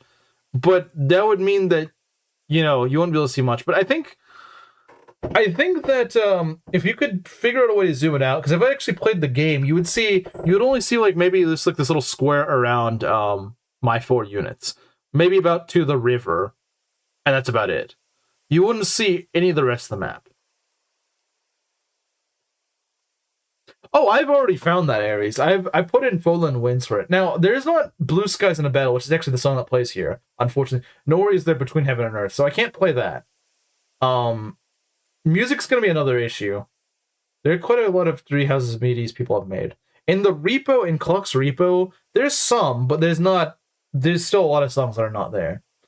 And what I think like I said, for the sample of this, for the sample map, I'll just play Full in the Winds, or maybe something else. I'll play something Full related to show that, like, you know, I went through the details of putting in a Three Houses track for this map.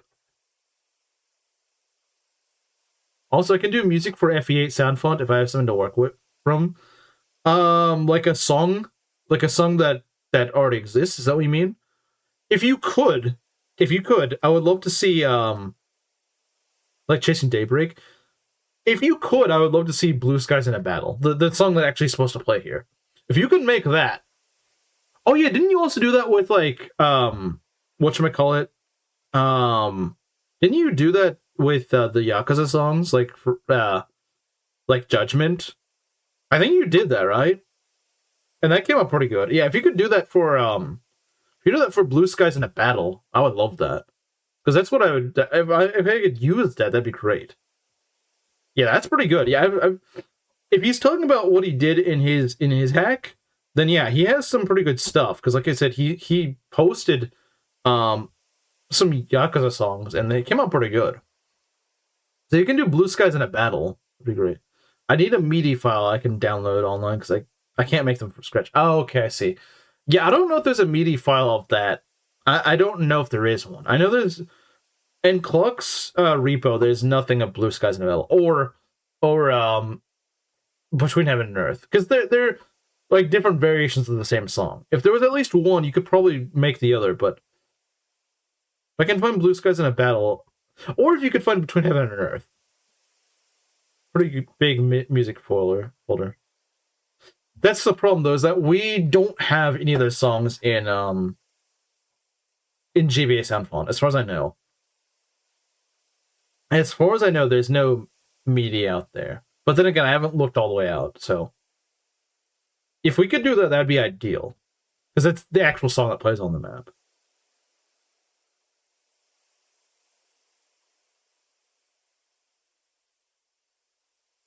Thinking to make a channel dedicated to the project, particularly to keep track of people like Darkblade? What do you mean?